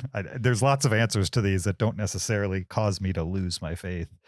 And the movie kind of presented like everybody who has a faith at all in any kind of deity will immediately discard that and choose to follow aliens. Seems weird. Did you guys notice that on Letterboxd, if you go to Disclosure Day, the Letterboxd logo changes to a little Disclosure Day logo? I did not see that. Is it cool or is it just quaint? It's just there. It's not. Okay. You're making us look up something that's just fine. there. Gotcha. It's not as cool as the Everything Everywhere All at Once change. Yeah, I like when websites do things. So I'm pro that. Sure. I'm pro websites doing things too. Oh, yeah, that's fine. Websites that don't do anything, not my favorite. Not my favorite. I'm going to take a quick Letterboxd detour just because Zach brought it up. Okay. I rated and reviewed Ready or Not 2 on Letterboxd this weekend, and then it played a short little video of the stars thanking me for rating the movie on Letterboxd, which I'd never seen before. Nice. I've seen that on something else. That's funny. I also rated and reviewed Ready or Not 2, so it might have been that. It might have been that. Yeah. But I think they're starting to do that because Letterboxd is it's a thing. Significant force for sure. My favorite Letterboxd Easter egg is when you rate and review a Mission Impossible movie, you get the little like this message was up. I think that's clever. Like I like that more than Samara Weaving be like, hey, thanks for watching my movie, which it was fine. It was just odd that like a video started playing and there were the stars right there thanking me for watching. That would be such a fun job. Is like your job is just go through all the movies you can fit in a day after day, of just making little Easter egg things. Right. Like just make the internet fun again. Good luck. Is that your slogan? Maya? No, Mifa. Okay, yeah. Or Mifa, maybe. Mifa. Yeah. Make the internet fun again. Yeah. There you go. This isn't a spoiler, but we did not mention it at all. John Williams scored this movie, and I couldn't tell. I was wondering during this movie, like, is this Williams or not? Is this his last movie? Well, no. I thought his last movie was his last movie, to be honest. He was retired, and then Spielberg's like, hey, come back. And then Williams is like, no, I'm retired. Call these people. And Spielberg's like, no, you have to come back. He's like, fine, I'll come back. So maybe he did phone it in because he's like, I have to. I don't know if he phoned it in. I just, I don't know. There just was nothing that interesting about the score. This movie did the same thing that I don't like in Close Encounters. If you remember in Close Encounters, like at the end when the aliens show up, the score is like a play on When You Wish Upon a Star from, Pinocchio or whatever. Yep. Which feels super weird that like John Williams and Steven Spielberg are quoting Pinocchio in their movie. This movie was quoting Snow White, right? Like the girl, young Emily Blunt, like she sings her song and she's singing like Someday My Prince Will Come. Mm-hmm. I was like, why? I guess it makes more sense that like a 10-year-old would be singing this song. It was more diegetic to the movie, but I don't know why Spielberg has to like make these Disney references, which just feels so out of left field in his movies. I don't know. I guess he just really likes it. I mean, he probably grew up on like Pinocchio and Snow White, so maybe it's just like a nostalgia thing for him. But yeah, it takes me out of the movie when I start hearing something from another movie. He's done another alien movie, AI. I forgot he. Well, no, those are robots. Those are robots. There's aliens at the very end. I think those are robots. Oh, you're right. They're like evolved robots, advanced robots. Yeah, that's a good point. Okay. But like Minority Report has aliens in it, right? Aren't the precogs aliens? No. They're mutants essentially. They're mutes. Okay. Yeah. What about the aliens in the Indiana Jones movie that we will not speak of? Oh, he did do another one. You're right. Right. I forgot. Forgot about that. Not sure you would call that movie an aliens movie, but it definitely has aliens in it. Yep. No, that's an alien movie. Yeah. No, there's aliens in it. And then War of the Worlds. Yeah, War of the Worlds for sure. Yeah. Yeah. So four movies with aliens in it. 3 movies that I would say are alien movies. No, 5 now with Disclosure Day. Oh, right. 5 with Disclosure Day. Yeah. Yep. Possibly AI, artificial intelligence. We don't really know. I think you're right. I think those are machines. Yeah, because their bodies are like advanced. translucent and you can see like the circuitry going in it. Yeah. I need to rewatch AI. It's been a long time. Yeah. I need to rewatch all of Spielberg's movies in a row. That would be great. See the progression. Yeah. Yeah. As soon as I finish those last 2 Yorgos Lanthimos movies, I'm going to watch all of Spielberg's in a row. Any other spoilers we want to discuss? No, I think that's it for me. Okay. I'm good. All right. Anybody changing their Letterboxd score after this discussion? You know, I may bump down half a star. Really? And it's mostly because I don't understand Emily Blunt's character in this movie. Like the why. Yeah, like Zach definitely pointed out, like she's kind of unnecessary. Short of like a storytelling device where like she is the fish out of water in this world. You know what I mean? Right. She's getting all the information at the same pace as the audience. Right. Whereas all the other characters, the character played by Josh, whatever his name is, that one maybe is a little bit of a fish out of the water, but you come to him and he already thinks aliens are real and all this other stuff. She doesn't even really care about these questions. She's just a bubbly news girl who doesn't exist in this world and is all of a sudden thrust into it. And so I think maybe that's why she exists. But from a storyline perspective, that's from like a storytelling perspective. From a storyline perspective, I agree. It's not a whole lot there. Yeah.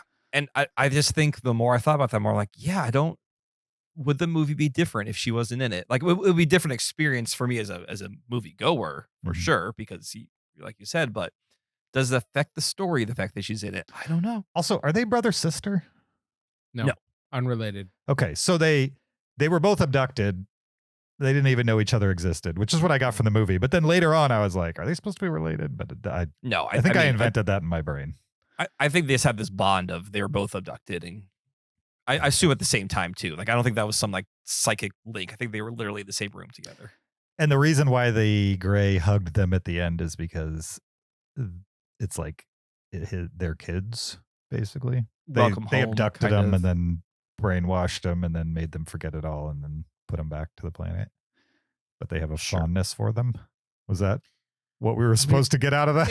It was like 4 hours, 30 years ago. I don't know if yeah. made an impact on them. I don't know. Do they do this in every planet? He's not even necessarily the same alien that did it. There's no reason to. Yeah. Yeah. I don't know either. All right. Disclosure day. A 2, a 3. And I'm sticking with my 3.5. Let's move on to our second film up for discussion this week. It is the 1997 sci-fi movie Contact. We're going to get into it right after this clip. 4613. The test director has issued a go to enter the final countdown phase. Ellie, Congratulations, David. glad you could come. Didn't expect to see you here. Well, I'm still, crew ops at the control center, and I suppose the fact that I discovered the message means that I have some PR value. Of course. Ellie, I know you must think this is all very unfair. Maybe that's an understatement. What you don't know is I agree. I wish the world was a place where fair was the bottom line, where the kind of idealism you showed at the hearing was rewarded, not taken advantage of. Unfortunately, we don't live in that world. Funny. I've always believed that the world is what we make of it. Excuse me, Dr. Drummond, sir? Good luck on the test. The pad leader has issued the order to clear the pad of all non-essential personnel. That was Contact, a 1997 American science fiction drama directed by Robert Zemeckis, based on the 1985 novel by Carl Sagan. This movie stars Jodie Foster, Matthew McConaughey, James Woods, John Hurt, Tom Skerritt, and Angela Bassett, amongst others. The official IMDb plot synopsis is Dr. Ellie Arroway, Dr. Ellie Arroway, after years of searching, finds conclusive radio proof of extraterrestrial intelligence sending plans for a mysterious machine. That's a good one. I just got chills from that description right there. Yeah. Okay. Yep. Let's calm down here. No. So Contact. There'll be no calm happening here. The reason why we're talking about this movie is multiple, but the big ones are, one, Zach and Kyle really like this movie, and we've never really been able to have like a decently long discussion on it. It's more like whenever it comes up in their lists, they get brief moments to talk about it, and so we're taking the opportunity to pair it with a movie that I feel number 2 kind of fits themes. Yeah, they're totally. a very Sure. different way of telling these kinds of things, but it's all very broadly kind of talking about the same thing. What would Earth do if we found out there were aliens? They're definitely coming from different perspectives and telling different stories, but that's the answer that the question they're trying to answer. So Contact. I rewatched it. I think over the years, having these guys mention it over and over, I'd only seen it once in a movie theater. I've seen a couple of the scenes a couple times, but like the full movie from beginning to end once in a movie theater. And then I rewatched it last night, so it's pretty fresh in my brain now. And how well did you remember it? How well was it coming back to you, or is it pretty fresh? I feel like my impression of the movie from the first time I saw it, it pretty much stuck the second time I saw it. Okay. Which is that it has interesting angles on things. I liked the performances in general. I also think this one, like Disclosure Day, is a little longer than it probably needs to be, and also a little disappointing by the end. What? Okay, I mean, we're gonna spoil this movie. Just right. We should say it's old. Yeah. It's an old movie. If you haven't seen it, and you absolutely don't want to be spoiled, then. Yeah. What are you doing? You should have seen it by now, but you 30 years old. Yeah. Right. If you haven't seen it, you should see it. Like, I think at least Zach and I can say this is a must watch, especially if you're into sci-fi. I think it's worth seeing. Yeah, for sure. Also, I have read the book, and the book is good as well. Okay. Nice. Unlike Children of Men, I read the book Children of Men. Terrible. Yeah, I've heard that the movie is actually better than the book. Yeah, for sure. Yeah. I watched this last night. I was at a bonfire, and then you guys were texting like, "Hey, let's watch Contact. Let's talk about it." Then I got home late, and I was like, "It's Father's Day tomorrow. I'm gonna sleep in." So I stayed up late rewatching Contact. No regrets whatsoever. I loved it as much as at 1 o'clock in the morning as I did when I saw it. I think Zach and I saw it in the theater back in 1997. So it was a movie where in the morning I told my family I watched it. Like, oh, we want to see it. I'm like, I could watch it again right now if you want to. Like, this is not a movie where I need to take a break from. So good. It's so good. It's top 20 for me. Zach, do you know where it is on your top 100? Yeah, it's your number 17. It's my number 7. Okay, so yeah, we're very. So Zach likes it a little bit more than I do. Just a little bit. Yep. All right, so James, do you want to, should Zach and I get into it, or do you want to? You guys don't necessarily need to refute my criticisms of the movie. Oh, I don't need to refute it. No, I'm just curious. I want to give you space though. Like before Zach and I just fanboy for the next 90 minutes. I mean, I really like the idea. Again, we're in spoilers. I like the idea that somebody has a extraterrestrial experience that is like very public, and yet they can't prove it to anybody. You know what I mean? Type of thing. I like that part of the ending.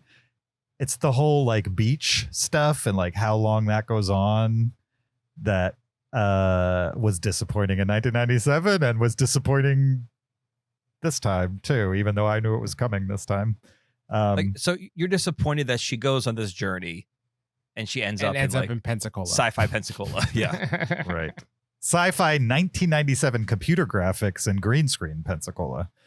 Like watching this it's a blue movie, screen, thank you. Or whatever.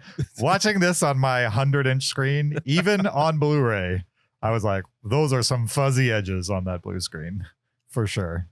But it was also an alien creation. Yeah, it wasn't real. It wasn't real. She may have never have actually left her little pod that she was in. Like you saw her touch the edges. Oh, I don't think she did. I think they I'm not even sure she went through a wormhole, to be honest.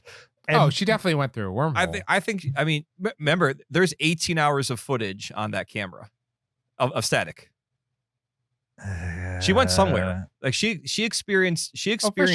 time somewhere. This was not like some psychic imprint on her. Okay. Yeah. I'm not sure I'm fully ready to accept that. Well, there's 18 hours. Okay, of James I think Woods. definitely the contraption gave her an experience, and maybe it's them communicating to her and fitting 18 hours into it without her actually leaving the ball or the little pod or whatever. I don't think there's any reason to assume that. It's a wormhole machine. It's Right. not a. It's not an experience. It's a machine she thinks she went through a wormhole in, but there's no moment in the movie where they say she's going to go through a wormhole. We watch her going through a wormhole. Right. They don't know what the machine does, right? That's the big question. It's like, right. We don't know what this thing does. We're going to turn it on and press go and see what happens. And right, to an outside observer, she just drops right through, right? I think the big crux of the movie, now we're going to defend this, is it's not the fact that she said I was gone for 18 hours. It's the fact that a secondary device, her camera, her recording device, recorded for 18 hours. So it's one thing to be like, oh yeah, she had a psychic experience in an instant that felt like 18 hours to her. But it's another thing to be like, this physical piece of media has 18 hours worth of recording time on it, even if it's empty. What's to say though that the ball doesn't drop? Okay. And in that 1 second, it's in the dead center of the spinny gyroscope things. She doesn't have an 18-hour experience where they're communicating with her, but her physical body is still in the ball in that 1 second. Her mind is being communicated with in an environment that looks like Pensacola, CGI. Mm-hmm. And then once that experience is over, the second is over that it took in US time or whatever, the world time, Earth time, and then it drops. That's what I'm saying. Like, I don't think it's completely 100% to me that her physical body moved through a wormhole in that moment. Well, James, also, I don't think it's important to the movie. James, that's certainly possible as a scenario, but it's a scenario that you are completely bringing to the movie because as the movie presents it, there's a binary of what happened. Either nothing happened and she's crazy and making it up, or it's a wormhole and she travels to Vega and she goes through several stops on the wormhole, which you see the stars. I think the alien says like, we brought you to Vega, but we've made it something comfortable so you can handle the experience. Those are the options the movie gives us. There could be a third or fourth or fifth explanation that we could make up. Sure. But the movie is not suggesting these things. What I'm saying is, even if she didn't, right, and it was all a simulation and those aliens were lying to her, I understand that's not what's in the movie. But if it was, it wouldn't change anything. She still had that experience. It wouldn't have been had without the machine. Yes. Aliens initiated it. They were trying to communicate something to her. People didn't believe her because with their own eyes, nothing happened. And even her explaining it at the end when she's trying to explain it to Congress, she doesn't have the answers if she doesn't have the answers to those questions, or if I was in the crowd asking the ones I'm, questioning right now, none of that would have mattered compared to the message of the movie. And the idea that she did have contact with aliens, whether it was real in person or whether it was a message. So I guess I don't see the point of suggesting a third scenario. Like what's the point of suggesting that she didn't go to Vega and just had a mental experience? Because the 18-hour thing, I think, is what proves that she had some kind of experience. Also, that's the experience as presented, right? Like she certainly thinks that she went through a wormhole and went to Vega, right? Right. So she does until they ask her like to prove it in any way, and she really can't. No, right, but because it's all hearsay. It's like it's just her saying this is what happens, but there's right. They have no proof. They do mention that they lost contact with the pod for a brief moment, for 1 second. They slip it in there, so like it's very. I think it's I think that's kind of saying yes by our perception she dropped through, but by time dilation, travel, blah, blah, blah. That 1 second was 18 hours that she was gone. So yeah. Yeah. I will give it up that the movie definitely, through her telling of it, presents an answer for this, that she did go through a wormhole and that she was on another planet in a simulation. Like that is all in the movie. I'm just trying to look at it from the perspective of the characters on Earth and what it would take for them to believe this. And the truth is, you don't have to believe that she literally went through a wormhole and went to another planet to still believe that something happened to her. Right. That she had experience. Yeah. Right. Yeah, and it's a major theme of the movie is like faith. Yes. And like what does that mean to have faith in something that you can't prove, right? Mhm. Like, is it invalid to believe in something that you can't prove? Mhm. And that's what all the characters are struggling with.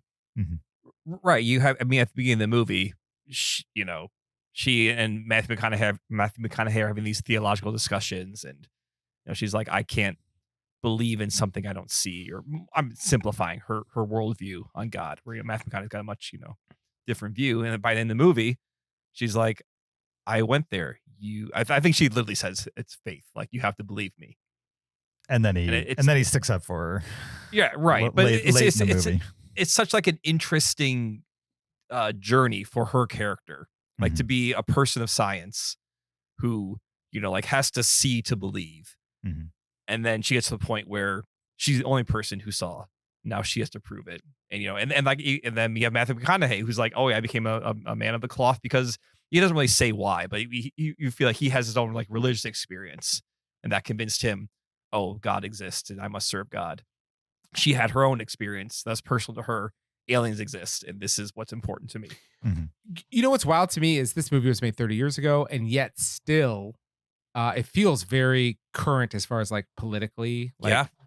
Like with Tom Skerritt's character being picked, and like the politics behind that and all that kind of stuff, and like the crazy people and the like the political eccentric billionaire. Yeah. Yep. Yeah, all of it. Yeah, the eccentric billionaire. Like all of that feels very much up today, and it was 30 years ago. Yeah. Yeah. Speaking of 30 years ago, I really miss what's her name?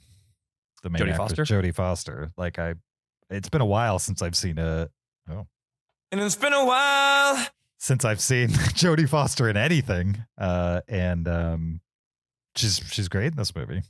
She's awesome. Where is Jodie Foster? Why aren't we seeing her anymore? She's directing a lot, right? Is that what's going on? The last movie I remember was that Beaver movie with Mel Gibson. Yeah, I think she's taken from Mel Gibson a lot recently. It's been a while. And Jenna Malone.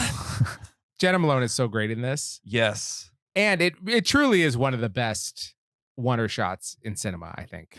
The medicine cabinet shot. Yeah. Yeah. Absolutely. There is no reason this movie needs that shot. Yeah. It's just a cool moment of but that shot at that moment is just like a perfect like cinematic like expression of what's going on. Like we spend so much time with her worry at what's happening in that moment. It's like it's the best way to like slow down and get inside of her head at that moment. Exactly. I thought that moment happened at the very beginning of the movie, because the movie starts with her young. And like, so it starts with her and her father, and it cuts to, Jodie Foster at her current age. And I was like, is this a different cut? Where's the scene? And then I decided to be patient, because it'd been enough time where I forgot like the order of scenes in the movie. But thankfully it came back around. Yeah. She directed 3 episodes of True Detective in 2024, season 4. Her and Matthew McConaughey are he wasn't in it. Night Country. I think she was also in it. She starred in it. That one's scary. That's just an actual like scary. I've still only seen season 1 of True Detective. I need to watch. There's an episode of Night Country which is like straight up horror, jump scares, things like that. Because Meg and I watched it together, and we got to one episode, and she's like, "This is like a horror movie, Kyle." I'm like, I know, this is intense. Sure. She's in 2 movies in 2025, A Private Life and Breakdown, 1975. She's just a narrator in Breakdown. Evidently, that's a documentary. But yeah, she's just not. She's had 4 movies since 2019. She's just not in much. Yeah. Things that I quote from this movie all the time. Okay. Why have one when you can buy 2 for twice the price? Right. I love that line. That's a great line. And 2, CQ, this is W9GFO, come back. I say that over all and the time. over. Yeah. Oh, you don't say they should have sent a poet? They should have sent a poet? I don't. I know that's become a meme, but oh, it has it really? yeah, yeah, for sure. Oh, I've been it's an saying it for internet 30 years. That's just Nice. my Yeah. It's I his do own say- personal meme. I cannot hear someone talk about Pensacola without saying in my head, Pensacola. Pensacola. Yeah. Man, I love this movie. In Pensacola. Yeah. That being said, Matthew music- McConaughey in this movie, like every time he was on screen, I was like, "Get this dude out of here! I don't care." about this guy. Oh, really? I disagree. He was such an interesting character because he's this man of faith, but also like a pretty worldly guy and like intelligent and politically connected, but like That's sticks another to thing his too. guns. They meet and like they're immediately in bed together. I was like, "Oh yeah, this is a movie from the late '90s." Yeah, it's Matthew McConaughey. I know, but it was like, man, I was like, that is a record time. Also, I kind of think scientists are like that. That's my prior when I think of scientists like that. I think they're just all in bed with each other. I imagine it's a lonely life if you're like traveling to remote parts of the world. Like your dedication's your science. That's your first love.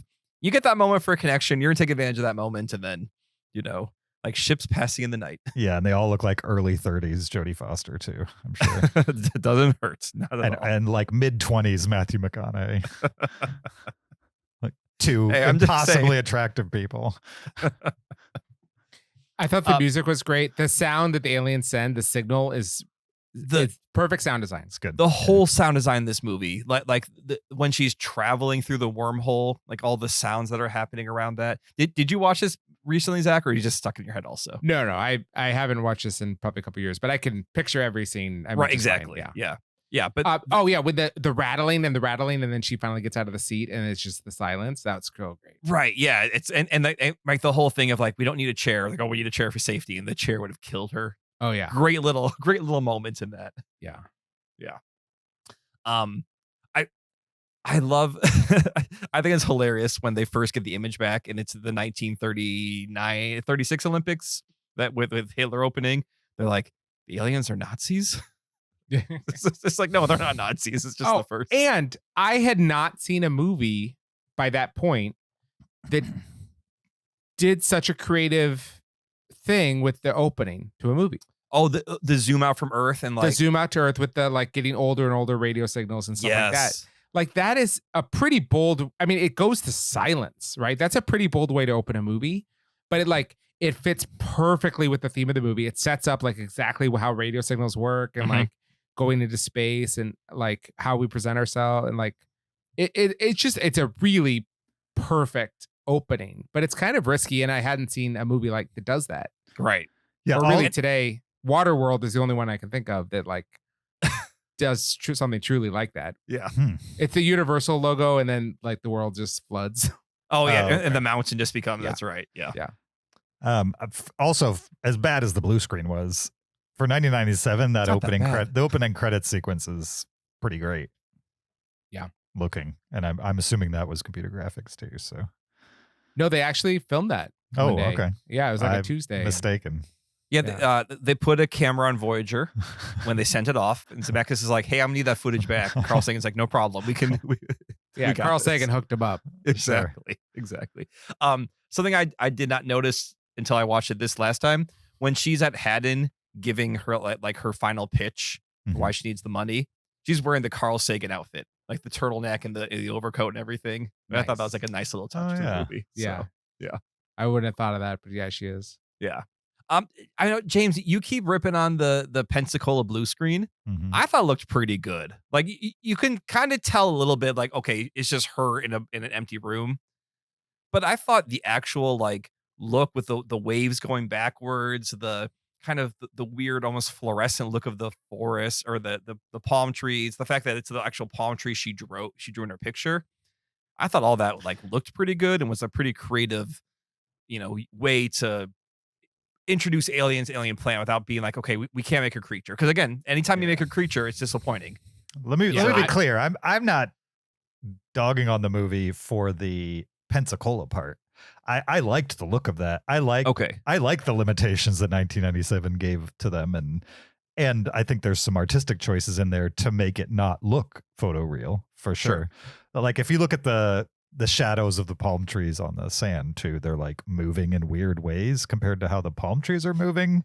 I don't know if that's a limitation of the technology or a creative decision, but it worked within the context of they built a simulation and they're aliens, so they didn't get it perfect. In a weird way, with Disclosure Day, that's how they tried to excuse the robin and the deer, and that explanation doesn't fly for me, probably because it looks too real and also not real at the same time. And this one looked like her picture of Pensacola, right? And not even Pensacola, right. No, it's got the 3 palm trees and everything in the background. It's the sharp line of the jaw where the blue screen isn't, and then right as the fuzzy line where they had to remove the background, the fuzzy line just shows up. It's probably I'm too close to this because I've tried to green screen things out, and real good green screen you can't notice. And I noticed this a lot. You know what I mean? If everything was fuzzy, if the jaw line that wasn't against the blue screen was also fuzzy, I think I could just kind of be like, oh, this is part of the aesthetic. When it's not. It's a 30-year-old movie. It's fine. I that's a technical critique as opposed to like a storyline critique. Really, my only storyline critique is that it could be 20 minutes shorter. Which 20? You probably say Matthew McConaughey, right? Is that what you make 20 minutes shorter? I don't know. I don't think feel like it could be shorter. I will also say I find the ending, the Pensacola meet and greet, I do think that's a little schmaltzy and corny. Okay. It's very like if you build it, they will come. Walking out of a. I will give you that. The reason I forgive it is because when I think of the alternatives, I like this better than the alternatives. I don't want her meeting a xenomorph and them having a little conversation and then going back.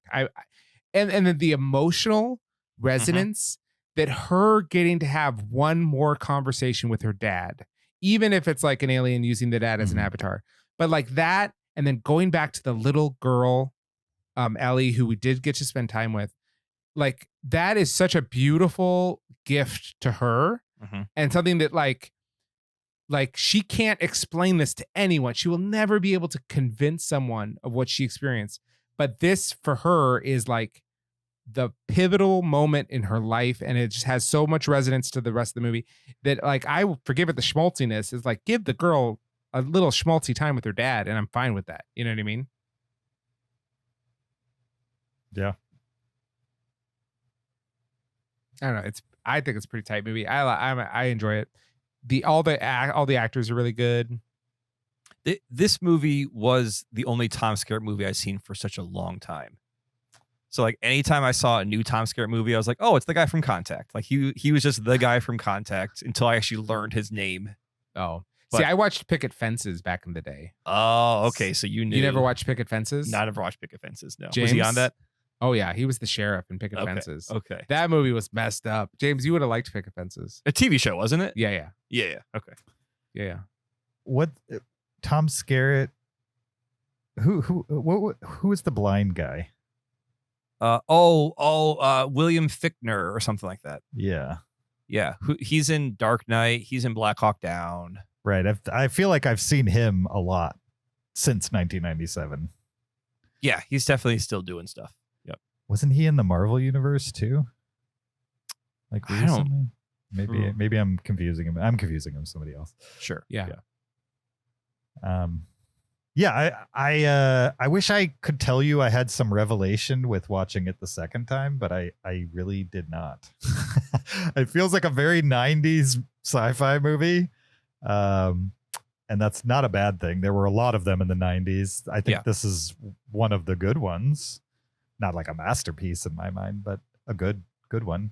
Robert Zemeckis, it feels like a Robert Zemeckis film as well. Feels like this is the Forrest Gump guy. This is the Roger Rabbit guy. You're right. I'm not saying I'm seeing shades in there, like one-to-one comparisons, but the vibe feels very Zemeckis to me. I did find the music to be very Forrest Gumpish. It's the same composer who did both. That's the other thing. We didn't talk about the needle drop in Disclosure Day. Well, I saw that. The Gwen Stefani song that the needle dropped on Disclosure Day. When she's driving her car. I was like, what are we doing here? Anyway. Yeah. So James, do you think that Contact and Disclosure Day are the same quality of film? No, I think Disclosure Day has less plot holes in it for sure. And less plot holes than Contact? No, Contact has more plot. Oh, I'm sorry. Disclosure Day has more plot holes. Oh, gotcha. Okay. Contact doesn't try to be an action movie. That's also like a philosophical science, heartwarming daddy story, all mixed into one. And so I think that gives it more room to like flesh out the characters. It also has just less characters that matter in the movie. Mm-hmm. And kind of one primary one. Really, the only character that matters to me is Jodie Foster. Everybody else is just kind of building her character, making you care about her, presenting the mystery. You know what I mean? Like, it's like the entire first 2/3 is building to that. And then after the ball, I like the follow through. I don't think Disclosure Day had that. They just kind of dropped the ball, literally and metaphorically right there at the end. And so I like, even if you don't like the Pensacola-ness of it, you get that little 10 minutes at the end where it doesn't matter if you like that part. You know what I mean? They're showing you what happens after that. So right. It's easier to let go of all that stuff. Whereas with Disclosure Day, you rush into showing all this footage of stuff that nobody would believe realistically. And then they're like, oh yeah, they're all going to believe this. I forget your question. If they were similar in quality movies, because you did rate them both the same. I did rate them both the same. Yeah, I think broadly I get the same feeling from them, but I do feel that Contact has a better script. It's tighter. Yeah.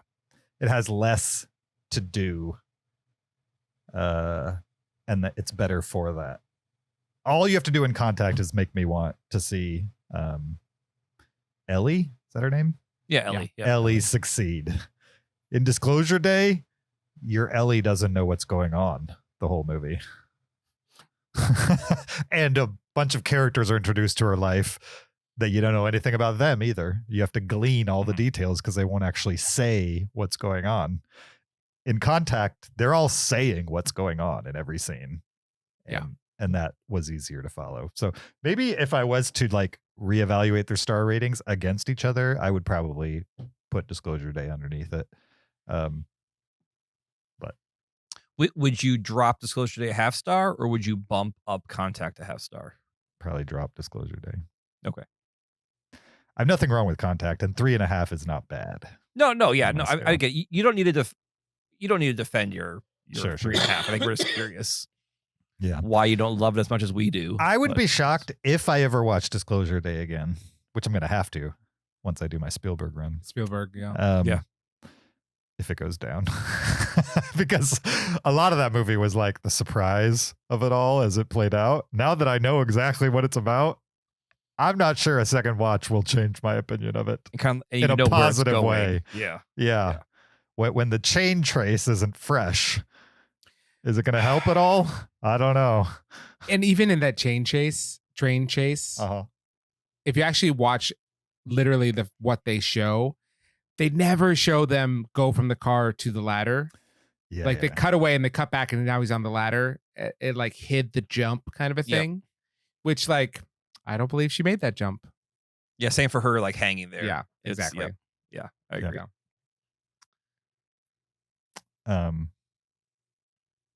Yeah. I think I understand why you guys like it. Do you think, here's a question for you. I find it stirring. Okay. Do you think if you had never seen this movie in 1997, it wasn't even made in 1997, it just didn't exist, and then it was released today in the exact same form it is right now, maybe a little better graphics in the Pensacola or something like that, better blue screen removal, You'd have the same opinion of it? Definitely. Okay. I mean, I think I would enjoy it quality-wise the same. Mm-hmm. I do think for me, Contact feels like my sci-fi movie, as in like of my generation. Like you have 2001 is the boomers, and then you've got, you know, Alien. Like there's been these tentpole sci-fi movies throughout, you know, the history of cinema. History of cinema. And for me, Contact feels like, oh, this one is made. This is like my generation's like big sci-fi movie. I mean, I think Jurassic Park is probably more that. Maybe. Okay. Maybe. I think Gabe's talking hard sci-fi. Yeah. I was talking. Yeah. Not exactly. Like more of like the sci-fi drama. Yeah. Yes, exactly. Gotcha. Anything else with Contact that you guys want to mention? I mean, we could watch it again if you guys want. I can watch it right now. Exactly. I feel the same way. That's how you know it's a 5-star movie. You finish it, you're like, let's run it again. Next time James is not on the podcast, Kyle and our episode should just be a commentary track for Contact. I love it. I can't be on a commentary for Contact? No, you can. Let's do it right now. Who wants to hear a commentary track where two guys just gush over it the whole time? You want a little bit of a contrarian on there, right? Yeah, but you don't get contrarian until the end. That's I'll point out every time the movie drags for me if you want me to. James will be like, see the fuzz around her chin right there? That's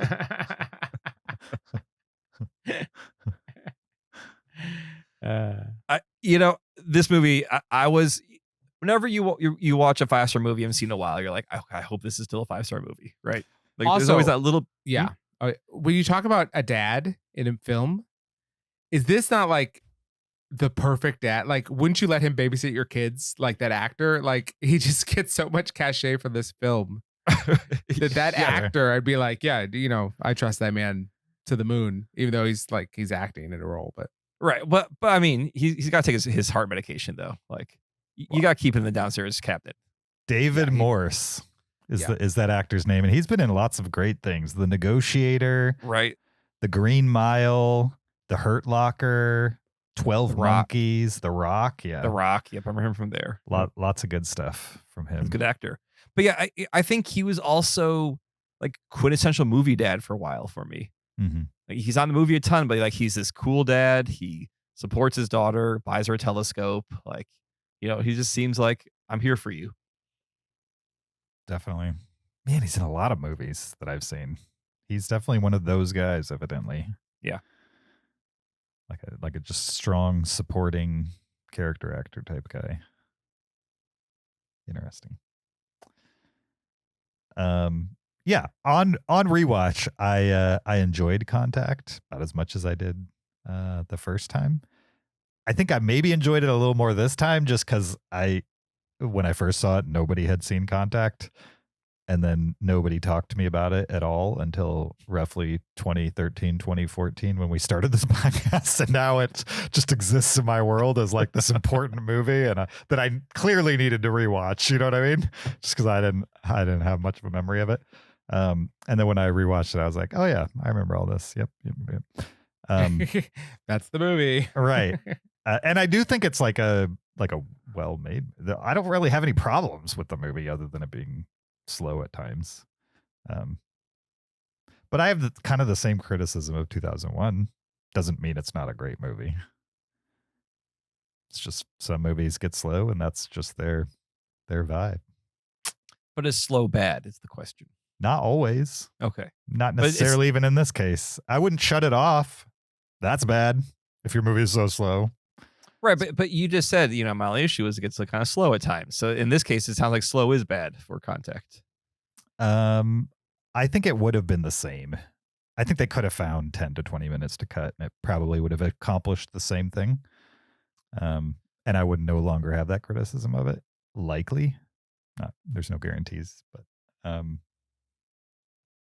but again, that slowness didn't, they weren't doing things that didn't matter. You know what I mean? Or that didn't supplement in the big picture. And so if they were taking tangents that made no sense and didn't contribute to my investment in the Jodie Foster character in Ellie, seeing this through, then I would think that's a bad decision. Whereas this, I think it was just the story they wanted to tell. Sure. Cool. Do you think Matthew McConaughey got this because of that Linklater movie that he was Dazed in? and Confused? What, isn't this like very early in his career? Wait, this is 97. Dazed and Confused was mid-90s. Mid-90s, yeah. I think it's mid-90s, maybe early 90s, but I thought more like mid-90s. I don't know. He just looked very young. He does in this movie, yeah. Let me find it. Hold on. This was Dazed and Confused 93, A Time to Kill, which I think is kind of the first movie he was the star of. That's a good point. 96. So Okay, it's the so this is year right kind of after the star making role. Yep. Yeah. Right before Amistad. Yeah. Oh, that's right. He's in Amistad too, isn't he? Yep. And then in the early 2000s, then he pivots to romantic comedies. Right. Then he does Tattoo's Guy in 10 Days and Wedding Planner. Wedding Planner. Yep. Failure to Launch. Yep. Tiptoes. Ghosts of Girlfriends Past, Fool's Gold. These are romantic comedies I've never even heard of. Failure to Launch. Have either of you guys seen Tiptoes? I have. Okay. There's one guy at work and he's like, you do a movie podcast? You should watch Tiptoes. And like every time I see him, like, you watch Tiptoes yet? And I feel like he's joking. I know.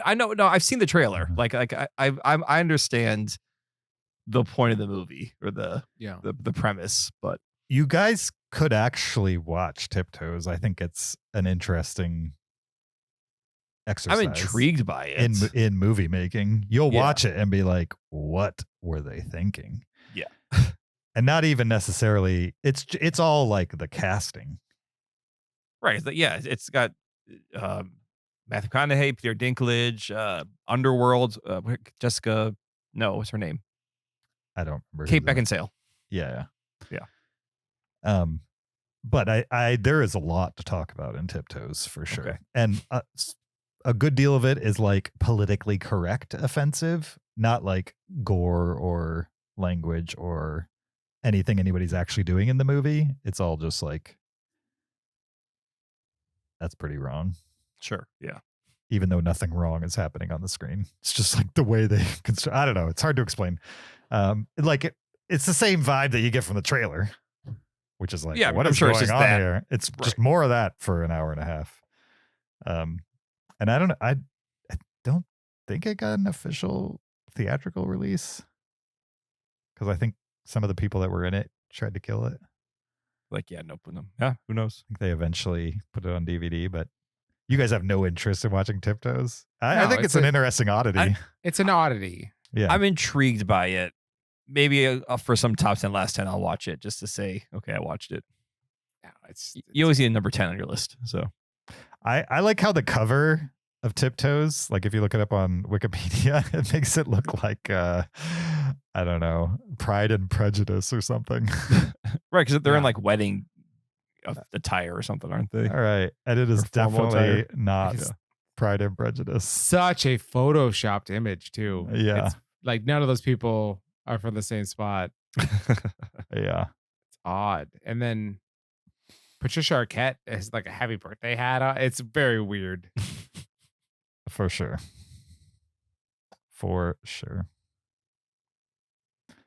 90 minutes on this one, though. The top review is, I was an atheist before I watched Tiptoes, but now I wholeheartedly believe in hell. It's not that bad. Come on. Ridiculous. That's really funny, though. Yep. Anyway, what were we talking about? Oh, Contact. Yeah. But we could wrap it up, James. Well, I gave it a 3.5. I'm sticking with that 3.5 for now. I'm assuming you guys are both 5 stars on 5 stars. Contact. 5 stars, yes. Okay. With a heart. I would hope so. If it's like your number 12 and number 7 of all time. 17. What's the heart mean, Kyle? So you can heart things on Letterboxd, right? Mm-hmm. Yes. So if it's a movie that I like really connect with or really love, I'll give it a heart. Yeah. But so the heart means you connected with it or loved it. Yeah, exactly. So could there be a 5-star movie that does not have a heart? Yeah. I do that too, by the What does that for the mean? record. I think like Schindler's List doesn't have a heart.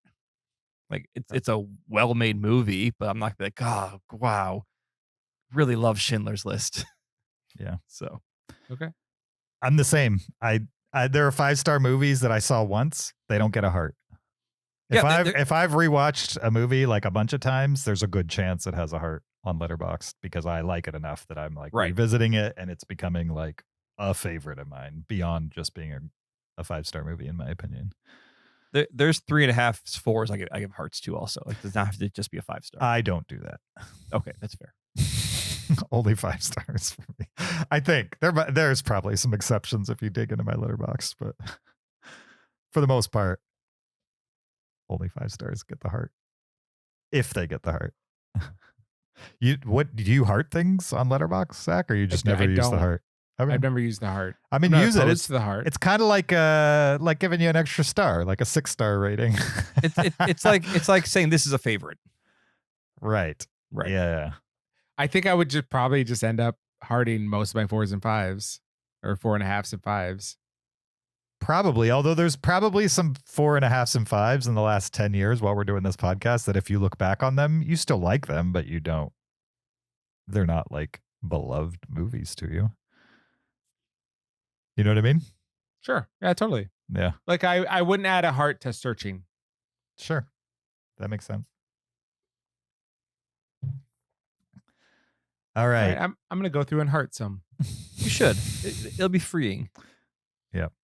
Very freeing. All right. That was Contact. Let us know what you thought about Disclosure Day and Contact. You can do so via email. heyguys@cinereelists.com. Link in the description for that. Also, you can let me know why you deserve to win that vintage t-shirt from the 2002 M. Night Shyamalan movie Signs. Or send us anything else you want to send us via email. heyguys@cinereelists.com. Link in the description. You could also watch us on YouTube. Subscribe and watch while you listen. Support us on Patreon. Leave us an Apple Podcast review. Or follow us on social media at Cinereelists on Twitter, Instagram, Facebook, or TikTok. Or you can follow me on my personal Blue Sky or Letterboxd account at EOJRB. You can follow me on Twitter or Letterboxd at Shaban. You can find me at Letterboxd at Peter SKB. We will be back next week with the A24 movie, The Death of Robin Hood, which is highly anticipated amongst the three of us. Only because I want to hear how much Zach hates it.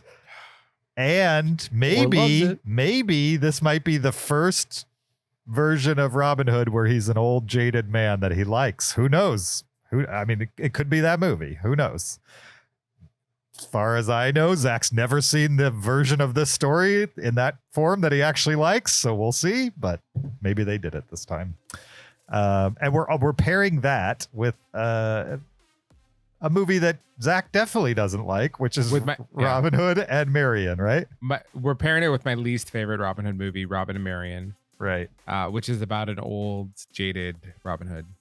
Sure. From 1976. So we'll see if the 1976 made a worse version of this presentation of Robin Hood than 2026's A24 version, The Death of Robin Hood. Which, so we've seen a lot of these Robin Hood movies. I feel like A24 has the best chance of making one where you're like, I see value in this. I think there's a decent chance that this is a really great movie. Uh-huh.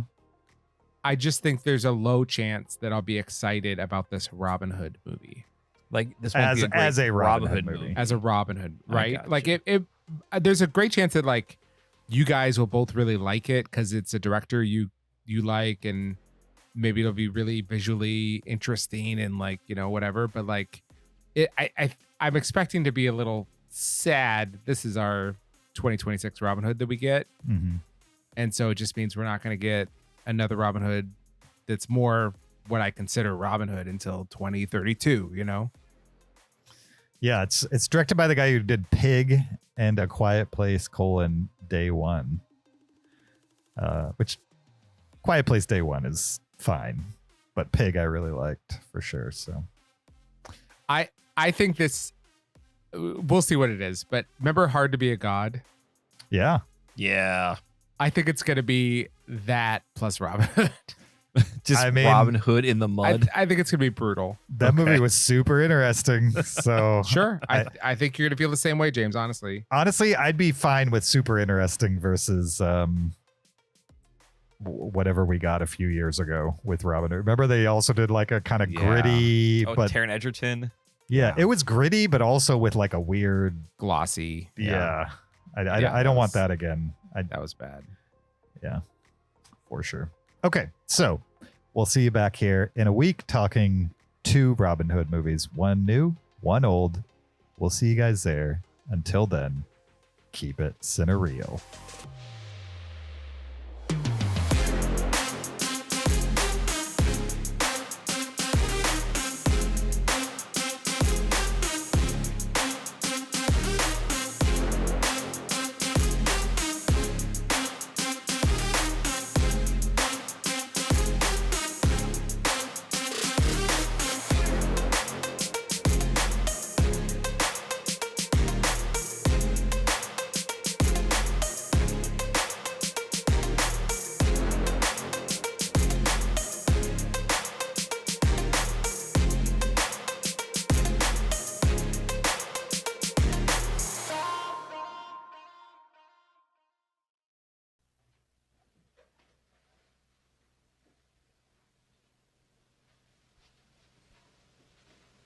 You're still here? It's over. Go home. Go.